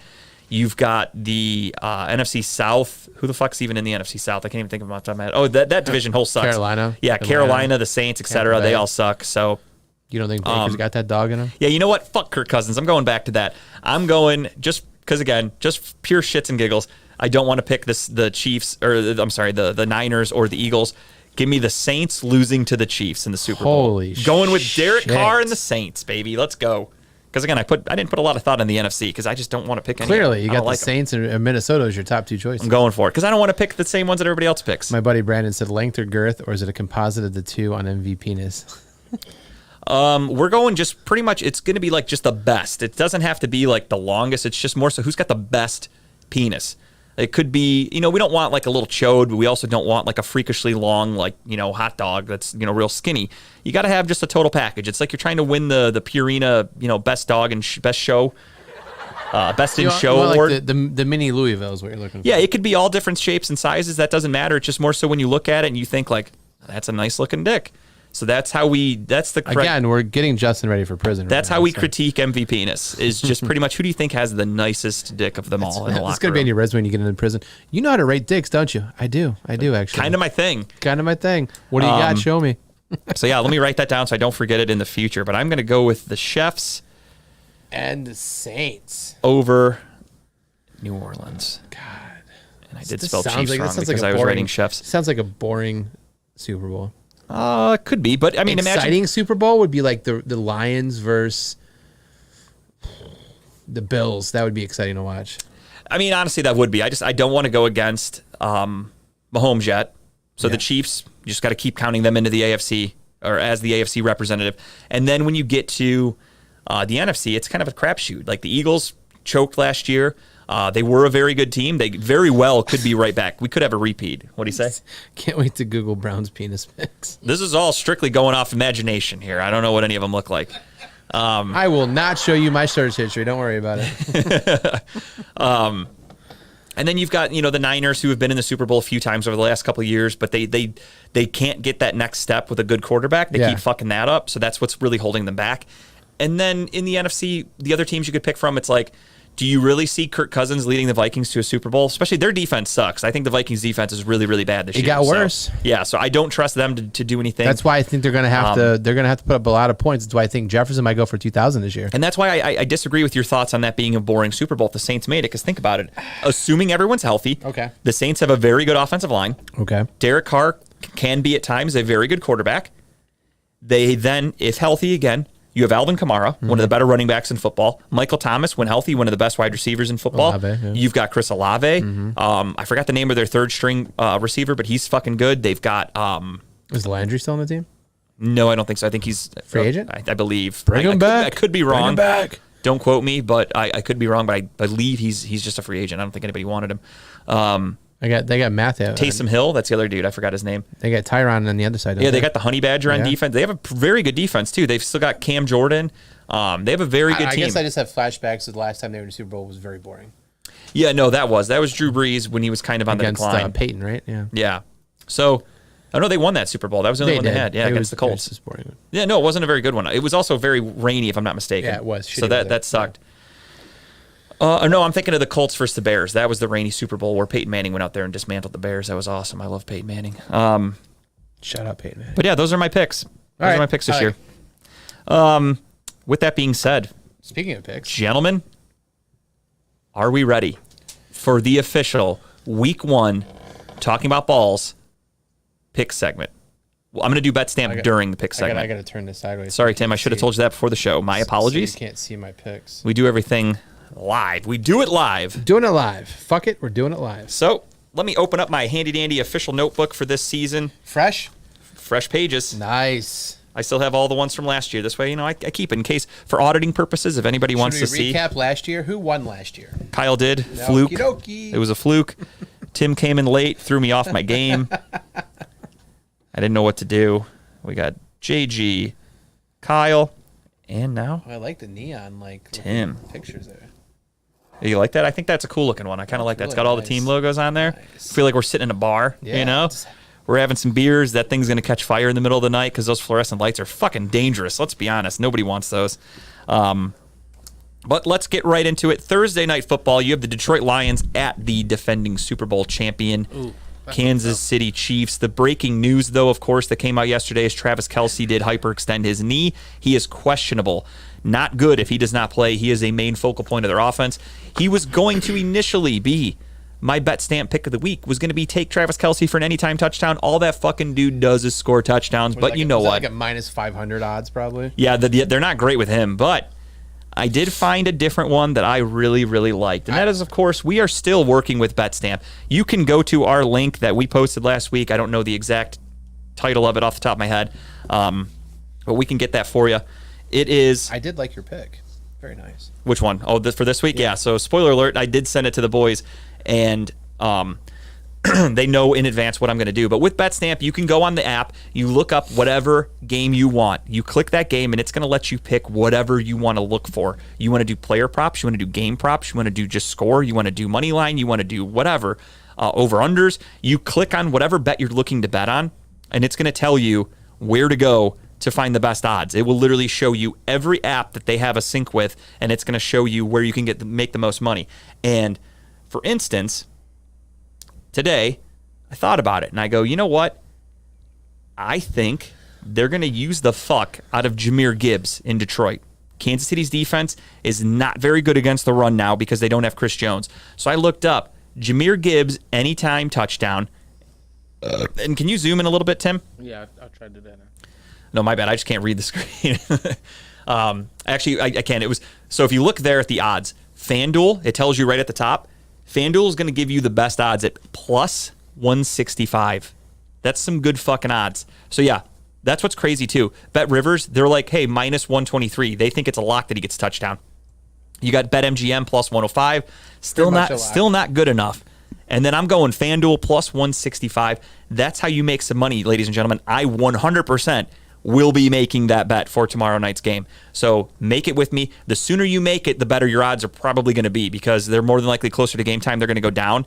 But for me, I loved this bet. I threw some cash on it today. FanDuel showed me the way. Or I'm sorry, BetStamp showed me the way to FanDuel. Look at those odds. Look at how different that is. It's crazy how everything's all over the place. Like imagine if you're sitting at home and you're just like, you know what, fucking, I'm going to throw some cash down. And you're like, let me just go to Bet Rivers. I don't care. I like this bet. I'm going to pick it. And then you go to a different app and you see, holy shit, I could have more than doubled my money. Like I could have made the amount of money you're putting down. That's a big swing. You could make a fucking killing, and there's people out there that wouldn't even know. And the link for us is signupexpert.com/TBB is the way you find that. But we did put the link out. You guys can find that on our Facebook page. You can find it on all of our social media. We'll drop it again. I'll post it again. We'll do another ad for it. I'll do it tomorrow, definitely before the game. But you're going to want to go to that. It is, again, signupexpert.com/TBB, and it's going to show you. I've got my phone here. I'll just put it up for everybody to look at really quick. It's got all of your fucking apps. You just scroll through, bada bing, bada boom. It's going to get you signed up, and it's going to tell you all of the different bonuses. Like right here, Betfred, the number one you can do. You can get up to $1,111 in Fred bets. That's, again, money you can bet that if you lose, doesn't cost you shit. If you win, your money to take out and keep. That's fucking awesome. BetMGM, get up to $1,500, $1,500 back in bet credits, which is amazing. Bet Rivers, second chance bet up to $100. So if you make a bet and you lose, they're going to be like, hey, fuck it, run that shit back. Here's your money back. Bet 365, bet $1, get $100 in credits. Bet $5 on DraftKings Sportsbook, get $200 in bonus bets. You bet $5 on FanDuel, you get $200 in bonus bets, plus NFL Sunday ticket. Great deal going on with FanDuel. If you've never used them before, sign up, make that bet on Jahmyr Gibbs, and then fucking get Sunday ticket with it. Boom. Then Tipico, $50, and you get $150 in bet credits. So they haven't put it on there yet, but did you downloaded Fanatics yet? No, I actually haven't. Have you? Bet 10 to get 100. Okay. That one's in Ohio? New. Yeah, it's new. Okay, I haven't tried it yet, so I'll definitely do that. I just did it this week, so if you haven't, I'm sure that's probably going to pop up there eventually too. I'm going to reach out to our guys at BetStamp first. Fanatics, it's new. You guys affiliated with Fanatics yet? My buddy just told me about it. So yeah, you bet 10, you put 10 in, I think you get the $100 free bet. So I will definitely be doing that. Worth it. But that's great. Good. I like that pick. So that's my pick for everybody tomorrow. If you guys want to roll with me, that's the official JG pick of the week. I'm going with it. Jahmyr Gibbs touchdowns. Most weeks, to be honest, I'll probably pick a Browns game, but make a Browns pick with you all. But I am so fucking... Actually, you know what? We'll do that. At the end of every show, we will do our BetStamp Browns pick. Okay, mine is a Browns pick. So okay, I will think of one. We'll do it at the end when we do the Browns preview. So we'll do Kyle's pick then with mine. So with that being said, tomorrow though I am going to make this bet because I'm so fucking excited that football's back. Jump on this train too. I did the same thing because I'm such a degenerate for the Hall of Fame game. Yeah, the Browns were playing the Jets, and I was like, you know what, fuck it, nobody's playing, but I'm still betting. I'm like, I just have to. So the Browns were like a plus 100 underdog. You made that money, right? I took the Browns money line. Browns won. I won some cash on the very first preseason game with a bunch of guys that are unemployed right now. First full season. That's how you do it when you're a degenerate. You bet on guys that aren't even in the league. First full season of actual NFL betting. I am so excited. It came in January last year. We only had like a month. I had one regular season week, which was week 17, which nobody played. It was a fucking shit show. And then I had the playoffs only, where you're limited to like 4 games a week. Yeah. Now I have the entire season. Don't get me wrong. I've been illegally betting on other websites for a long time. So. But this is nice to have all these options. Beautiful, especially when you do that Fanatics deal that Kyle just talked about. You got free money, or you go to signupexpert.com/TBB and you sign up for any of those new apps and you get all that free cash. You've got a full slate of NFL games for the next 4 weeks. Absolutely. Before bye weeks start kicking in. And then when the bye weeks start kicking in, guess what? It's damn near time for basketball season, and you can fucking bet every day. It's going to be betting heaven in about 2 months here. I am either going to be rich as fuck or I'm going to be divorced. There's only one way this story ends, and we're going to find out how the sports season, a full season of gambling goes for me in my life. If it goes anything like last year, I did pretty well, so I'm happy with that. Pretty good. Pretty good. Let's get down to picks, though. Speaking of the Detroit Lions, we have the Lions at the Kansas City Chiefs. Kansas City Chiefs will be celebrating their Super Bowl win, getting their rings, all that bullshit on NBC, nationally televised tomorrow night. Game 1. Who do we got, fellas? Let's start off with the Virgin.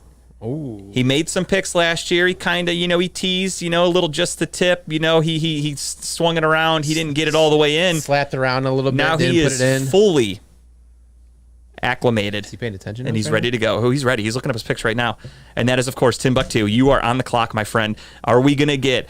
What kind of... Tim, if you guys remember from last year, Tim likes to make the noises for his picks, and I fucking love it. So, Tim, I did not forget, we have the Lions and the Chiefs. Who do we like, Timbuktu, for your first official pick? For my first official pick. As a man who, once we come up with it, who will be forced to do a punishment. Actually, we got to figure that out.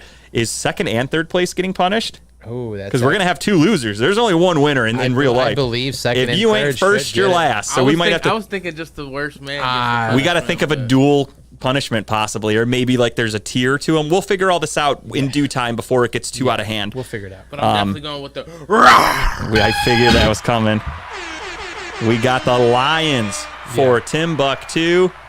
Kyle, you are up. Yeah, even if they had him, I still think the Lions take this victory. I think they squeak it out either way. I just think the Chiefs are a slow starting team every year, and I see it. I see the Lions catching it and being pumped up and amped and trying to step up to the headlines that everyone's putting them into right now. So I think they take advantage and win. Give me the Chiefs. And we're off and running, folks, with the differences. Give me the team that's been there. Give me the team that's proven that under any type of adversity, they're going to pull it through. I mean, I honestly thought... Oh, the Lions +5, I like that. I'm not saying it's going to be a blowout, but overall, if we're going to straight money line like we do for our picks, give me the Chiefs. Yeah. I just think all the shit they went through, like, honestly, God, last year, same thing. I'm like, this Chiefs team's not very good. Like, this team can't win a Super Bowl. They went out there and beat arguably the best. I mean, the other thing, too, is watching that show Quarterback. I saw that the Chiefs ended last year. They were like fucking, what were they, 14-3? They were so good, and I didn't even realize that was their fucking record. That's how under the radar they were. Yeah. They were the 1 seed. They're just so fucking good. They always start the year off just shaky, right? They have that one loss that gets them, or they don't play so well. It takes a while to get together. Now you're out without your best player or second best player. I think the Lions take it.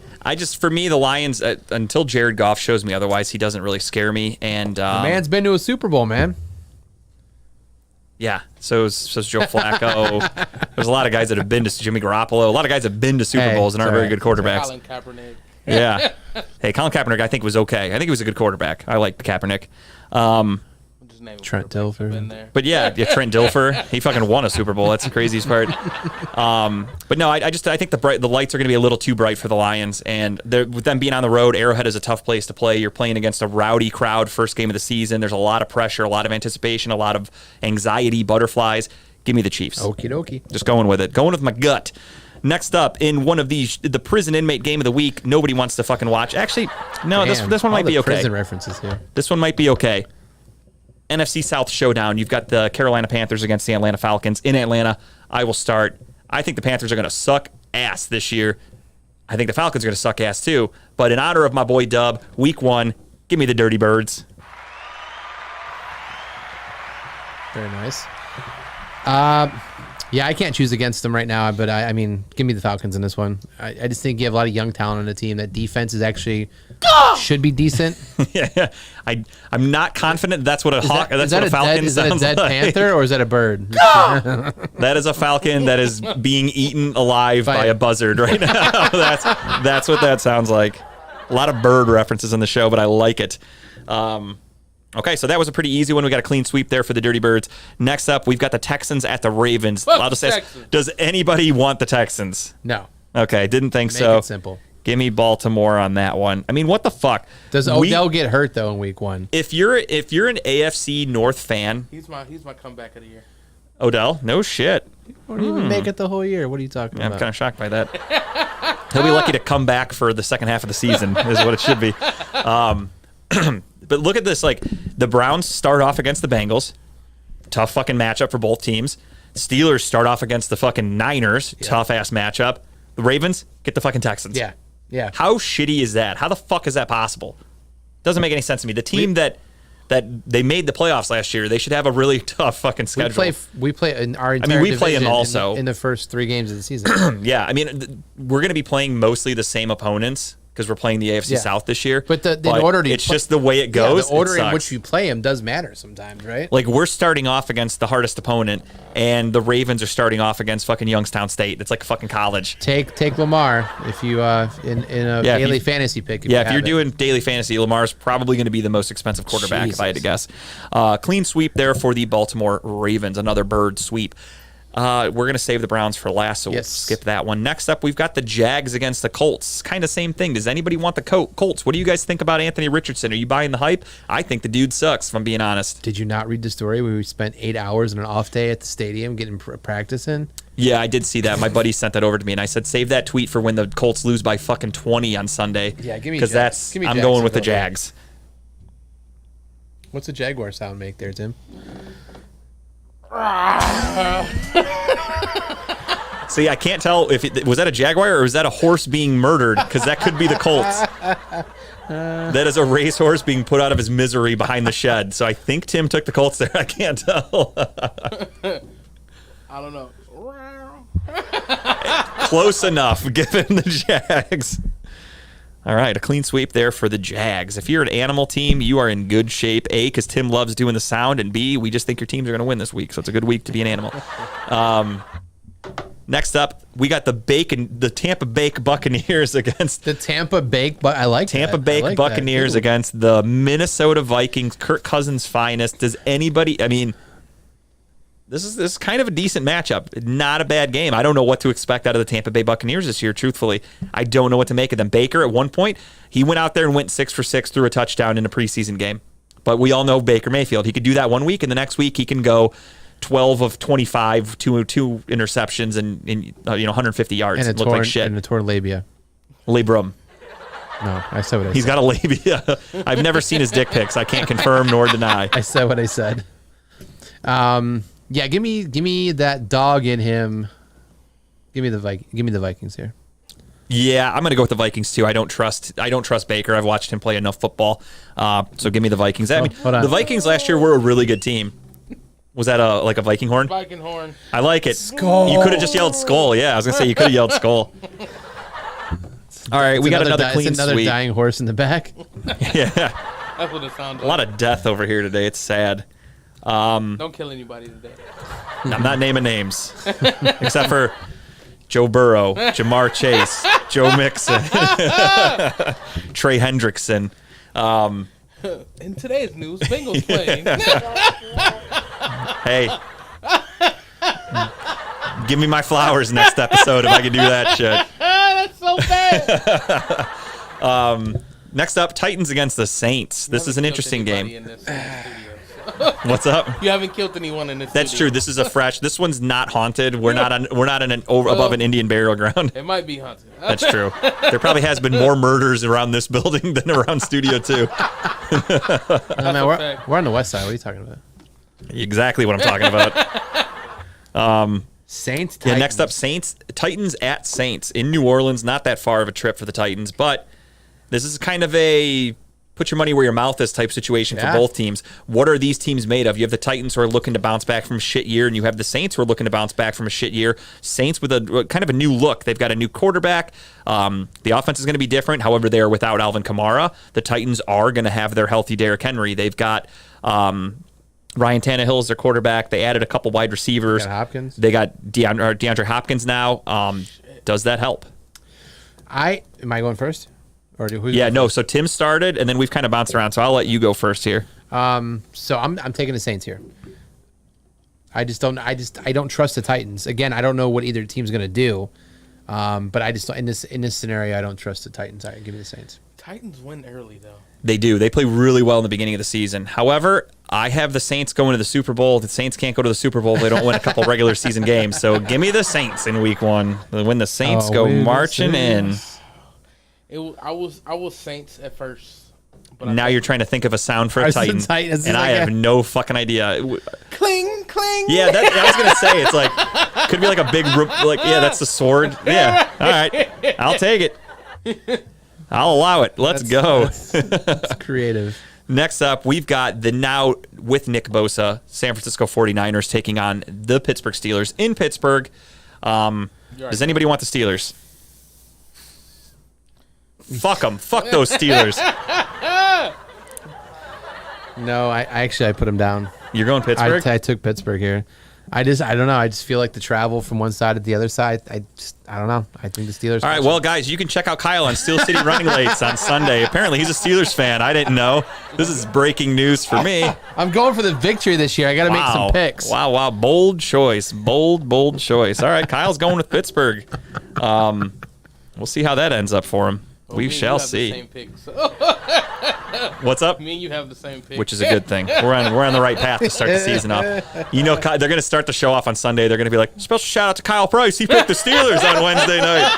You know that shit's happening too. Guaranteed, Dave does that. Next up, so we can move along here, we got the Cardinals against the Commanders. The Cardinals I project to be one of the shittiest teams in football. They haven't officially announced it, but rumors are leaking that Josh Dobbs will be the starter. Josh Dobbs was just traded there like 2 weeks ago. He is not acclimated with that team. When I saw him play in regular season time last year for the Titans, he started, did not look good. When I saw him play for the Browns, he's an okay quarterback. Doesn't look like he could actually go out and win NFL games, in my opinion. I think the Commanders are going to be okay this year, not great. But I think this is going to be a pretty easy win for the Commanders, in my opinion. Give me the Commanders at home. Yeah, I got Washington here, too. Well, it's my name, so. We got the Timbuktu Washington Commanders. Should they go back to Should they go back to Washington football team? I love that name. I really like that. It's way better than Commanders. Redskins name back. Get over it. I like football team better. Like I actually have I like the Redskins. I have a Cleveland Indians card with Jason Kipnis, an autograph card, and it's not licensed, so they couldn't show like the logo on the hat. They couldn't put the name, so it just says Cleveland Baseball Club. And it's his autograph and a picture of Kipnis, and I'm like, that's actually a cool fucking name. So when they changed to Guardians, and I was like, dude, they could have just went Cleveland Baseball Club. I would have been so cool with that, actually. I'm a simple man. Couldn't wait for the GV Art shirts for those. Oh, they probably already made them anyway, just for fun. Fucking. That's probably you probably have a nice little token there if it's signed and everything. And I mean, I bought it for cheap. It was on eBay. It's and again, also Jason. It's not like it was Jason Kipnis. It's not licensed because that's why I got it for so cheap. I just like the way it looked. It looked like a vintage kind of card. But like I said, they had to like airbrush out Chief Wahoo and shit. It was real fucking sketchy. But it's legit. I mean, I think it was Panini, but Panini just doesn't own the rights to Major League Baseball teams. So they can't show the logo. They can't put the team name. So like if you get an Aaron Judge card, it just says New York. It can't say Yankees because they don't have a license to do it. But the cards, some of them look really cool and they're cheap as fuck. So I'm like, whatever, I'll buy a box for like $20. Next up, you've got the NFC North showdown. Jordan Love making his first start as the official starter of the Packers. He started before, filled in for Aaron Rodgers during injury, but this is he has the keys to the ship now. He is taking on Justin Fields and the new look Bears. I don't know what to make of this Bears team. I think they're still going to stink. I don't like their defense. I think Justin Fields, he plays a little too recklessly to consistently win games for them. I'll cut the cheese on this. Yeah, I'm with you. Give me the Packers, I think. Just overall, you got a more veteran team. I think they're a better team on their roster. The Bears, I just don't trust their defense until I get proven otherwise. I'm going to have a hard time picking the Bears. I think the Packers also got to prove they can win without Aaron. 100% true, but I think this is a great start when you get to go against the Bears. I don't think the Bears are going to be very good. With that said, give me the Bears. So Kyle is looking to go down and do a deep hole after week one. I believe I hole. just saw that both starting receivers for the Packers haven't practiced because they're... one just left practice today. Christian Wilkins with an injury, and Romeo Dobbs has also been a little banged up. Sure. Bears are at home, right? Yes. Yeah, give me the Bears. Give me Green Bay. The Bears. And Tim, Green Bay as well. Next up, we have an AFC West showdown. The Las Vegas Raiders take on the Denver Broncos in Denver. New look, Sean Payton-led Broncos.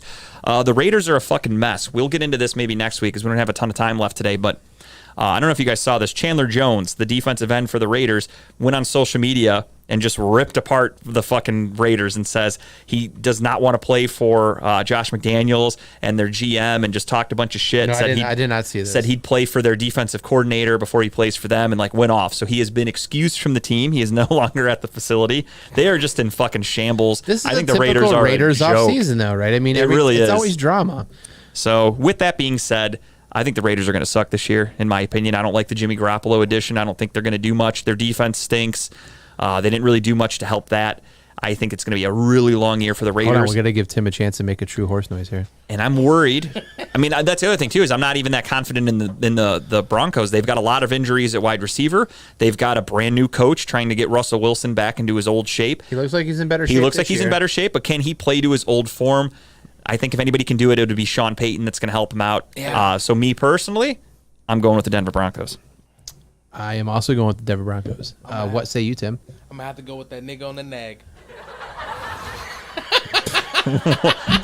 That's a Django. Django reference. I love it. Went from fucking making noises to quote movies. I like That's I'm like waiting for a horse noise, and I'm like, okay, no, not what I was expecting. I love it.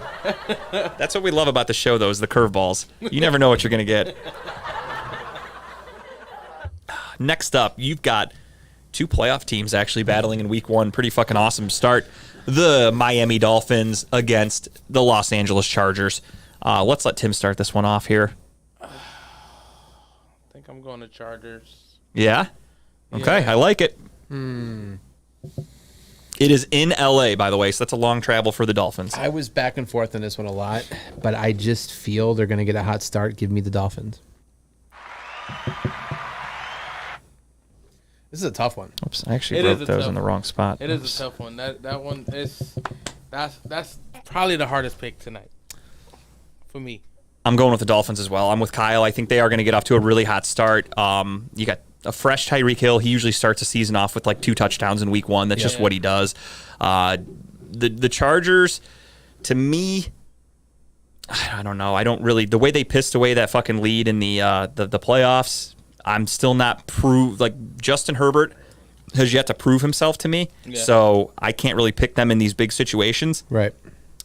I need to see that they've improved their defense. I need to see that they've improved their offense even. They added Quentin Johnson in the offseason. So until I can actually see that, I'll stick with the team that I have more faith in, and that would be the Miami Dolphins for me. So I'm going with the Dolphins. That's fair. It's going to be a fun game, though, for sure. Next up, a game that probably won't be that fun if you're a New England Patriots fan. You've got the Philadelphia Eagles at New England. Yeah, Jesus. Could get ugly early. I think Mac Jones sucks. I've been very, very honest about my hatred of Mac Jones since they drafted him. I just really didn't think he was going to be that good of a quarterback. He came into the league. He was very accurate, but other than that, he didn't really do much. And then last year, he kind of stunk. And Bill Belichick got a little spicy with his coaches last year. Bill Belichick seems like he kind of hates him. Like they're always fighting, and like he's always got to come out and like say like, no, he was yelling at me because he was right. Like he's always defending getting yelled at, and I just feel like that's not a good sign when you're a quarterback when you're constantly getting bitched at. No. And I just don't think the Patriots are a very talented roster, so I don't think they're going to do much. That Belichick yells at you because you're right. Yeah, no. Yeah, like don't get me wrong, Bill Belichick's probably a huge dick, but like the way that the media knows how big of a dick he is to Mac Jones is more of a testament to Mac Jones. So give me the Eagles. Yeah, this is pretty easy. We going clean sweep on the Birds? Yeah, we are. I love that. I saw him charging that one up over there. God damn. I love it. Next up, we have a battle of the NFC West. You've got the Los Angeles Rams taking on the Seattle Seahawks in Seattle, one of the craziest places to play. I forgot what their stadium's called. Who gives a fuck? It's no longer called something Century Link or something. It? Oh, no, it's got a new name. They just changed it. I forgot what it is. I think it starts with like a Q or something. It's fucking lame. It's no what's the fucking Bengals shitty name or the Steelers? I mean, Acrisure Stadium. I changed my pick for Paycor Stadium. Paycor. Which one we changing? No, I'm gonna stick with my gut. You're allowed to change up until game time. Which one are you thinking though? You don't have to change it. Game. You were thinking about going with the Chargers or with the Dolphins, I think. Yeah, I was thinking about it. Well, before we close up the book here, you let me know on air. We'll have it. We'll have it official. You let me know. So yeah, we've got the Rams and Seahawks. Cooper Kupp is hurt again. He's already officially rolled out for week 1. Yes, that's what I'm saying. He's starting this year off already hurt. I saw a stat the other day that was kind of troubling, to be honest, and it was that there's only like 2 or 3 players on the Rams team that were drafted within the first 3 rounds. Everybody else is late round or undrafted free agent. That's what happens when you go all in. They are. I didn't realize the lack of talent on that roster. So for me, I kind of take back what I said last week where I had the Rams finishing second. I don't think the Rams are going to be that good. I really thought that they had a better team. I could almost see them having a fire sale halfway through the season, and that's where I would love to get Aaron Donald here. That would be fucking phenomenal. And the Seahawks did go really. They started out really strong last year. They did. Then Geno Smith kind of came back to earth, and then they got smacked around a little bit by the Niners in the playoffs. But Geno Smith did start off like one of the best quarterbacks in the league. I think they started off like fucking 8-0 last year or something. I also think, and he also added another weapon for him on offense. Yeah, they gave him. Is Jackson Smith and Jigba playing? I think he just got back to practice this week, so he should be able to play. Probably the third. He's probably the third. Yeah, he's behind Metcalf and Tyler Lockett. Is it my turn to pick or? Tim? Oh yeah, go ahead. I'm taking the Seahawks here. Okay.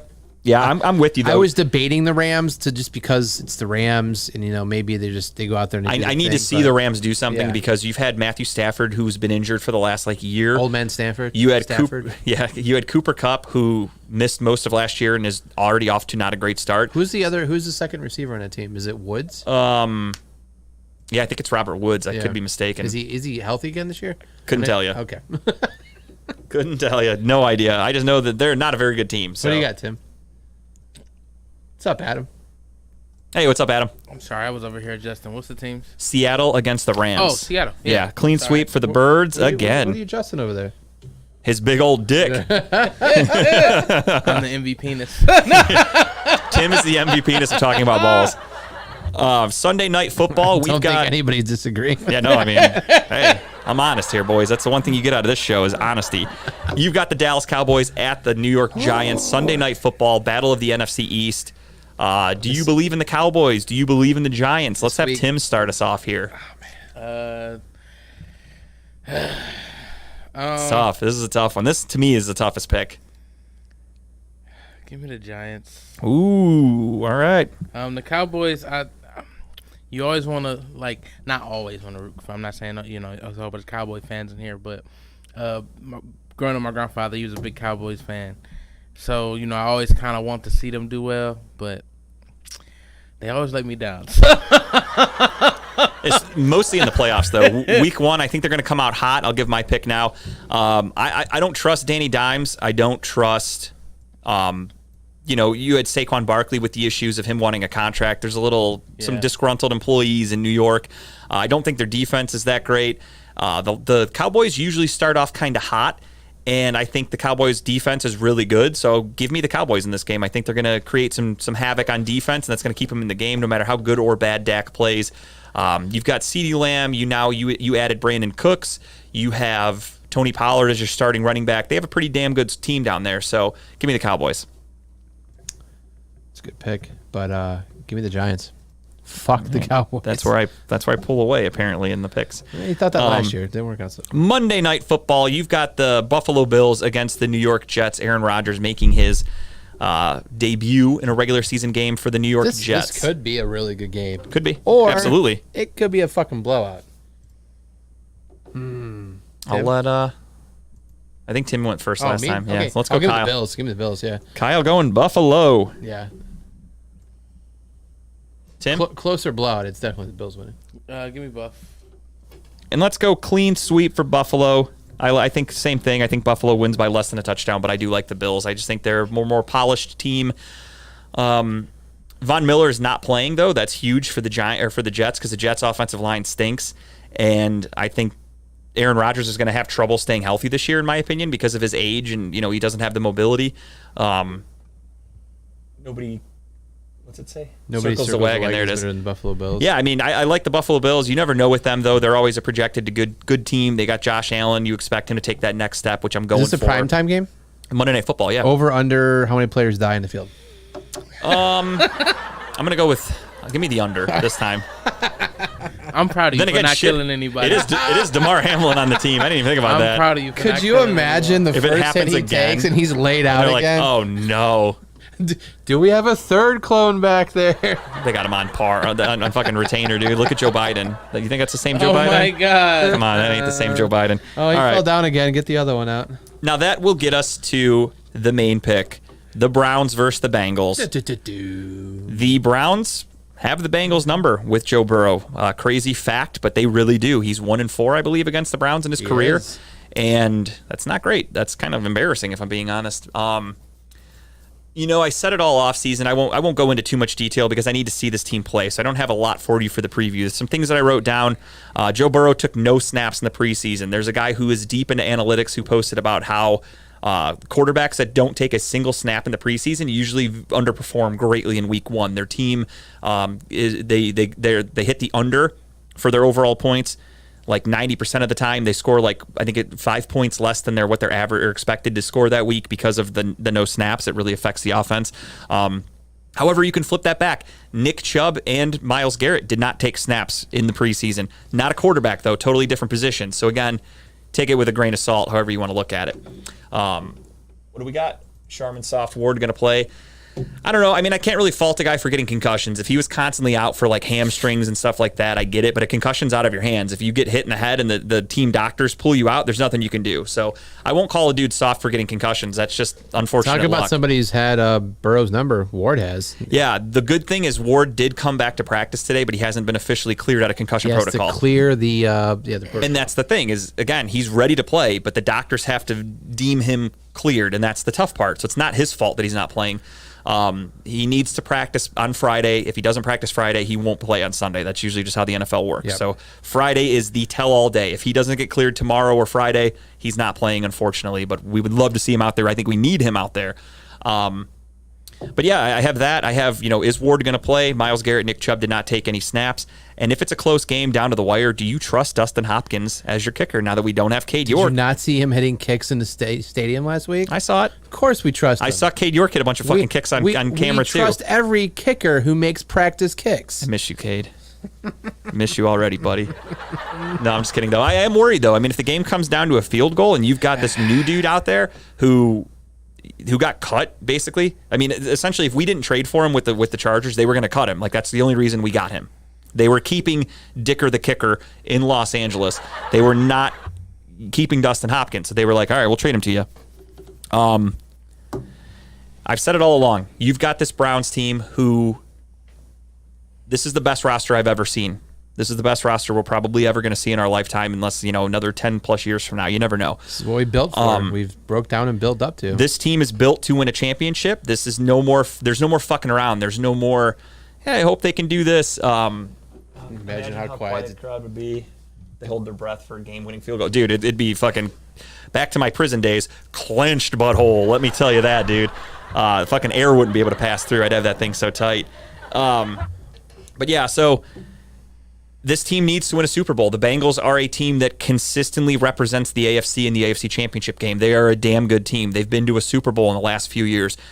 This is the kind of game you need to come out and punch them in the mouth and prove to the NFL world that you are good. I was thinking about this earlier. There was a tweet from Pro Football Talk. They tweeted out a quote from Deshaun Watson, who came out and said basically that, he wants to just prove everybody that he's a different person. He's ready to lead this team and blah, blah, blah. It was a nice, uplifting article. But if you look at the comments from all the fucking douchebags, everyone on Twitter or X, we're all like, well, he's a rapist. He shouldn't be in the league. Everyone just talks shit. It's the same repeated material that's not funny. It's not clever. It's not original. It's the same shit. And I'm just ready for him to shut everybody up. Yeah. I want him to go out there and fucking dominate. I want us to win. I want us to be great. And I think this is it. I've said it all along. This is the year you either win and you're good, or we're starting over. And I hate starting over. I'm so fucking sick of it as a Browns fan. So let's fucking go. This team needs to win. Give me the Browns. Yeah, it's a great in a close one. I just think Joe Burrow is going to come out a little sluggish. I think this defense they don't know what to expect from this defense yet. It's going to be their first time seeing the different fronts that Jim Schwartz does. We already give Joe Burrow trouble, and that was with shitty ass Joe Woods. Now we've got Jim Schwartz, the better Jim, or the better J name, and we're ready to win, dude. I'm feeling it. Give me the Browns. Close one, 24-20. I like that. That's right. It's right where I'm with you. I'm with you on all that stuff. I need to see this Jim Schwartz defense. I need to see the blitzing, getting to Joe Burrow, making him feel uncomfortable, get past that not so great offensive line they have. Let's be honest, it's not a good offensive line. No. I want to see them get after him. I want to see him disrupt some passes. And you know what? You do that after a guy who's in practice, I think we have a great chance with this. We have a young defense who's hungry. Like, they're out there doing the chain gang like the last preseason game. That's the kind of shit I want to get into. I want them this to have team fun seems really like they're having a good time. I want them to have fun, exactly. Chubb, I'm not worried about. I want to see the offensive playbook that's now built around Deshaun, like kind of like the handcuffs off, right? I want to see him go out there and take the shots down the field. We have the over-the-top speed now that you can get that ball down the field. Goodwin, Elijah Moore, you've got it out there. Which one of those plays into my bet, which we'll show here shortly. But I want to see that deep down the field pass chances that we take, not this 5 yards across the middle time, all the thing that the safety plays, right? But no, I have the Browns winning this one. It's going to be a close one. It always is with the Bengals, but I see the Browns are going to win. I say 35-28. I like it. Yeah, Adam, to your point, I think I heard on the radio today they said that Myles Garrett in his 5 games against Joe Burrow, because Joe Burrow's 1-4, Myles Garrett has 9 sacks. So he's almost averaging 2 sacks a game against Joe Burrow. That's how easily he gets back there. They did not help anybody on that team putting the only difference is they moved their left tackle. They got a new left tackle, and they moved their old left tackle to right tackle. So just depends on where you set up Myles Garrett, but Myles Garrett can play on either side of the line and can go against whoever. Smith's on the other side too. So Kyle, what is your pick for BetStamp before we? I'm sorry, you're taking the Browns. Let's get Tim's pick and then we'll get into BetStamp. Okay, Tim, what's your pick? I would fart in the mic, but I don't know if that'd be shitty enough, as in Brown. Oh, hell yeah, I love it. Well, who sits behind that desk next? Is it you or someone else? Me. Oh, okay. Don't fart in the mic though. But yeah, Tim, throw my BetStamp pick up of the week. So obviously not as close odds as what you had up there, but this is what I want to see. I'm going for first touchdown. I want to see a play, 50-yard line. You think we're going throwing a fucking bomb to Marquise Goodwin? I want to see Stefanski go out there and say, "Fuck it, let's go for it. Let's show him we're here to fucking mean business right now." I love it. Goodwin streak down the side. Fucking Watson hits him in stride. Touchdown. First touchdown of the game. Marquise Goodwin for the Browns. That whole stadium will erupt, and we're ready to go. But you can see there's not much fluctuation between the two. But obviously the best one to go for, FanDuel, plus 5,000. But you got PointBet plus 3,000, Bet Rivers plus 4,000. So obviously these sites don't think this is going to happen, but I'm a Browns fan. I don't play in realism sometimes. I want to see it happen. I think the entire stadium would fucking lose their mind if you see that touchdown happen. All right, so I can't find it on BetStamp right now, unfortunately, but I had a bet in my mind that I wanted to go with. So I don't have a visual to show anybody, but if you can find it on a site, I've yet to bet on anything like this. Give me Myles Garrett. Zadarius Smith plus over half a sack. I think he's going to definitely get a sack on Sunday. Zadarius Smith is. That's a good. I can't find him on the list here. I have to search a little deeper in the player section. I can't find him. So if that's available anywhere, if there's Zadarius Smith for getting at least 1 sack, sign me the fuck up. So with that being said, all three of us have the Browns winning, starting off 1-0. It's a make or break season for the entire organization. I think the number one thing I have to tell people that clearly don't grasp what they've watched over the last few seasons. Did Kevin Stefanski or did Kevin Stefanski not get the best out of Baker Mayfield? Too close to the mic. Out of Baker Mayfield. Oh, it was Kyle's, was it? My bad. Yeah. Fucking Kyle. I know. Amateurs. Fucking speaker on the computer, everything. But no, so did he or did he not get the best out of Baker Mayfield? He did. Out of Jacoby Brissett? Yes. He now has had a full offseason with full preparation, with no distractions with Deshaun Watson, who, would you not agree, is the most talented quarterback he's gotten to work with. Yes. I feel like there's no excuses now. This should be fucking amazing. This year should be great. He made Baker Mayfield to the point where we were arguing with people constantly because they thought legitimately Baker Mayfield was a franchise quarterback. That drove people fucking bananas. Last year, Jacoby Brissett looked pretty good. There were people legitimately saying on the radio, maybe we should just keep playing Jacoby and not start Deshaun Watson when he gets back from suspension because we're playing so well. That's how good of a head coach Kevin Stefanski is. That's how good of a quarterback guru he is. Give me that all day. I'm fucking fired up. Let's do this. Go Browns. Let's go. We're starting 1-0 this season, motherfuckers. We're doing it. I'm ready. I'm ready for the season to start. I do have high expectations. I'm not going to try. I'm not the Steel City Running Lates. I'm not going to pick the Browns to go 17-0. I have realistic expectations. I truly think the Browns can go 12-5. Maybe they go 11-6. That's kind of what I'm sticking with. Early predicted 12-5 when we did the schedule game. So don't get me wrong. They're a flawed team. They're not fully perfect. They've had plenty of injuries already. Injuries are going to happen during the season. You're going to have some games where you lose that you should win. It just happens in the NFL. That's how it goes. So, what do you say? Good luck versus me in Chipper's league, Kyle. Oh shit, you play Adam in a league? I think I'm projected to beat you, aren't I? Projections and what really happens, two different things. Well, keep us posted on that. I love good shit talk in fantasy football. But yeah, no, I mean, I have realistic expectations for the Browns. I think they need to be good. They should be good, and it starts on Sunday. Get that win. I can't find a sack thing on the bet site right now, but I'm sure it's there. I'm sure it'll show up. We'll look that up. But yeah, give me that Zadarius Smith sack, at least one sack, if you guys can find that anywhere. Yeah, give him a sack. And without further ado, let's get into Just the Tip because we have reached the end of the show. Look at that. Time for first football episode, and we can keep talking for another half hour or so. Easily. It flew by, dude. Like, we're already over, and we're just now starting Just the Tip. So without further ado, let's leave it up to my man Timbuktu, and he's going to tell you all about probably a comedy show. Well, no, it's not a comedy show. Okay. But I will be doing comedy there. I like it. It is the Fight for Ohio 5, the battleground. It is a performance-based competition, usually for music, rap a lot of times, but I believe there will be some R&B artists there as well. Hell yeah. I am co-hosting. This will be my fourth one, I think. Jeez. I don't even remember.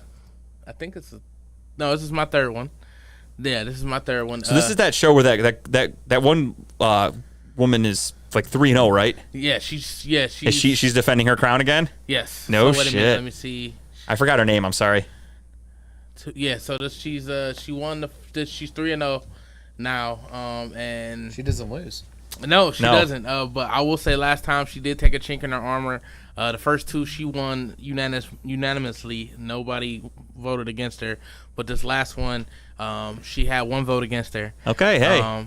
So it was 1-1 going into the final pick, and it was just amazing. Both of them did great. That was Tooth the Brand versus Envy Jazzo. Envy Jazzo is the champion, the current champion. It's hard to take her off her throne because her performances are amazing, and then with her being the champion, she only has to perform one round. No shit. That's okay. So all she can come fully armored, like fully armed, ready to go, and you gotta hope you make it through and then perform your best song against her. Yeah, you have to bring your A game to beat the champ. That's how it's just like boxing. Like, if you don't go out there and dominate, you're not winning by the fucking cards. Like, they're not giving the champ, they're not giving them an L. So I'm stretching my legs. This is gonna be at a new location. This is the third location that I've been a part of. The first one was at the house. Then they moved it to the place called True Seafood, and now this one is moved to Boozers, which is on St. Clair in the hood. Hopefully they get air conditioning. They probably have 40s. They might have 40s. I'll let you know. With a name like Boozers, I expect them to have 40s. I'll let you know. It is on Sunday. Shout out to Meech Shredder and the Shredder Gang for putting this on. Meech is the main host. I'm the co-host. And shout out to Verb putting on the DJ skills. Doors open at 7. Show probably start at 8:30. This niggas. Tickets are $15, $20 at the door. It's gonna be amazing though. This is the fifth one, and I'm looking forward to it. I love this event. So I just come out, have a good time. I promise y'all. Hell yeah, guys, go do that. Go check out Timbuktu. Upset. Support the battleground. Tim's fourth one. He's a regular. I fucking love that about it. Adam, thank you for checking it out, man. We'll see you on Saturday. I'm sure I'm assuming you're with Dave. I don't know. If not, I'll see you next time. The start of the show, as they call. Yeah, 100% in my opinion. Really quick before Kyle and I do our Just the Tip, MV Penis. We kind of glanced. We did. We went over that. Kind of glanced over the penis. Forgot. I mean, mine's already stuck in my head. I'm sure it is. Go ahead. I'm going with the 6'7" big boy at Ohio State, Mr. Jones.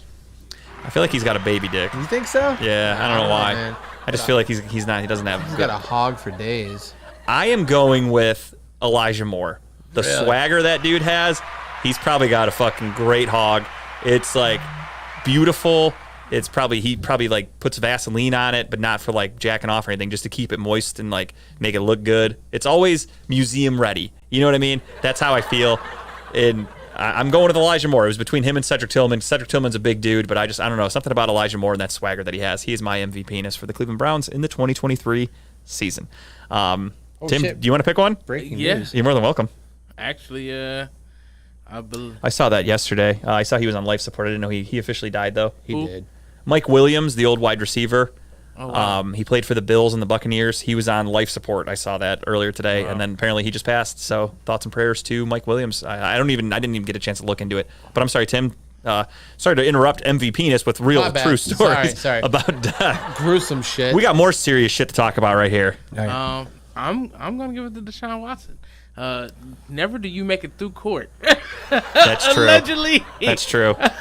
Allegedly dealing with that many women. And there were a lot of women that that came back for seconds and then were like, oh shit, I'm gonna sue the fuck out of him. But they were like, wait, you called him 3 times, and they're like, oh, that dick was all right. So I imagine that's what they said. I wasn't in the courtroom.